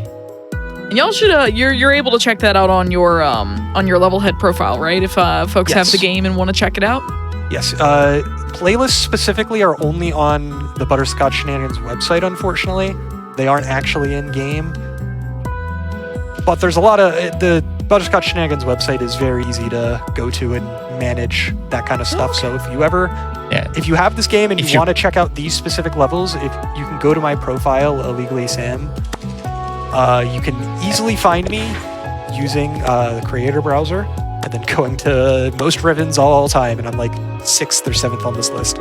That's the easiest way to find my account. Or if you're quick and want to play it tonight, you can go to Sam's in-game profile and hit levels played. If you really want to see some of the levels that he had today, like they are there. I can confirm. Let me just post the website in chat for folks. There we go. Yeah, I mentioned it earlier, but if anybody is at all interested in picking up this game, it is available on Xbox, PC, Switch, iOS, Android, everything that's not a PlayStation. Yeah. And if you build a level on one platform, you can play it on any other platforms. Yes. So, I play the game including mobile. I play the game on Xbox. A lot of people play the game on PC. Floart is one of the prominent Switch players, for example. So, yeah, I forgot it was on Switch. There's some crazy people that play this game exclusively on mobile. So it's the community is making a full advantage of every platform. Yeah, this is a really, really cool game. If you have not checked it out, you should. If you are a person who enjoys level creators, this is a great one. If you've played and enjoy Super Mario Maker on the Switch, check out Levelhead. It is a great indie gem. It's super cool, and I'm sure that the speedrun community would love to have more folks coming in as well. We definitely, I can confirm as one of the few active members of it. Exactly. And do you have any shout outs you want to do before we wrap up? Sure. So if anybody is interested in either picking up this game as a speed game, casually, as a builder, any of it, the community at large, both the speedrunning community and the casual community, gathers in the Butterscotch Shenanigans Discord. That is, Butterscotch Shenanigans are the developer, and we gather in their Discord, which, if you're observant, is found in-game at the bottom here, this ticker. So it is very easy to find. So, if anybody is interested in picking up this game and interacting with the community or trying out this game as a speedrun or anything like that, just hop in the Discord and people are more than happy to answer any questions anybody has. Yeah, definitely take a look. And you don't have to run campaign necessarily. You can also just run ILs, and people would really, really be down to help you get a handle on the mechanics. Yeah, and people compete for the most records on those user levels as well. So if you didn't want to try the campaign and just want to do user levels, you can still speedrun those. Those are always good fun. Absolutely. All right. Well, thank you both for being on the show tonight, and also for putting together that playlist of really cool levels. And I just want to remind everyone that if you are watching this episode on YouTube, be sure to press the like button on this video and subscribe to the channel. And also go to twitch.tv/GamesDoneQuick if you're interested in looking at our live content, which starts weeknights at 7 p.m. Eastern and weekends at 1 p.m. Eastern. And tune in tomorrow for the first step at its normal time of 7 p.m. Eastern. After that, we will have the premiere of Think Fast, our trivia speedrun show, at its new time every other Thursday at 10 p.m. Eastern. Until then, though, please look after yourselves and your loved ones, drink some water, stretch your legs, eat a snack, take your medicine or vitamins if you need to, and remember that you're valid and deserve all the best. Send all this wonderful positive energy over to our raid target tonight and have a great night. Bye!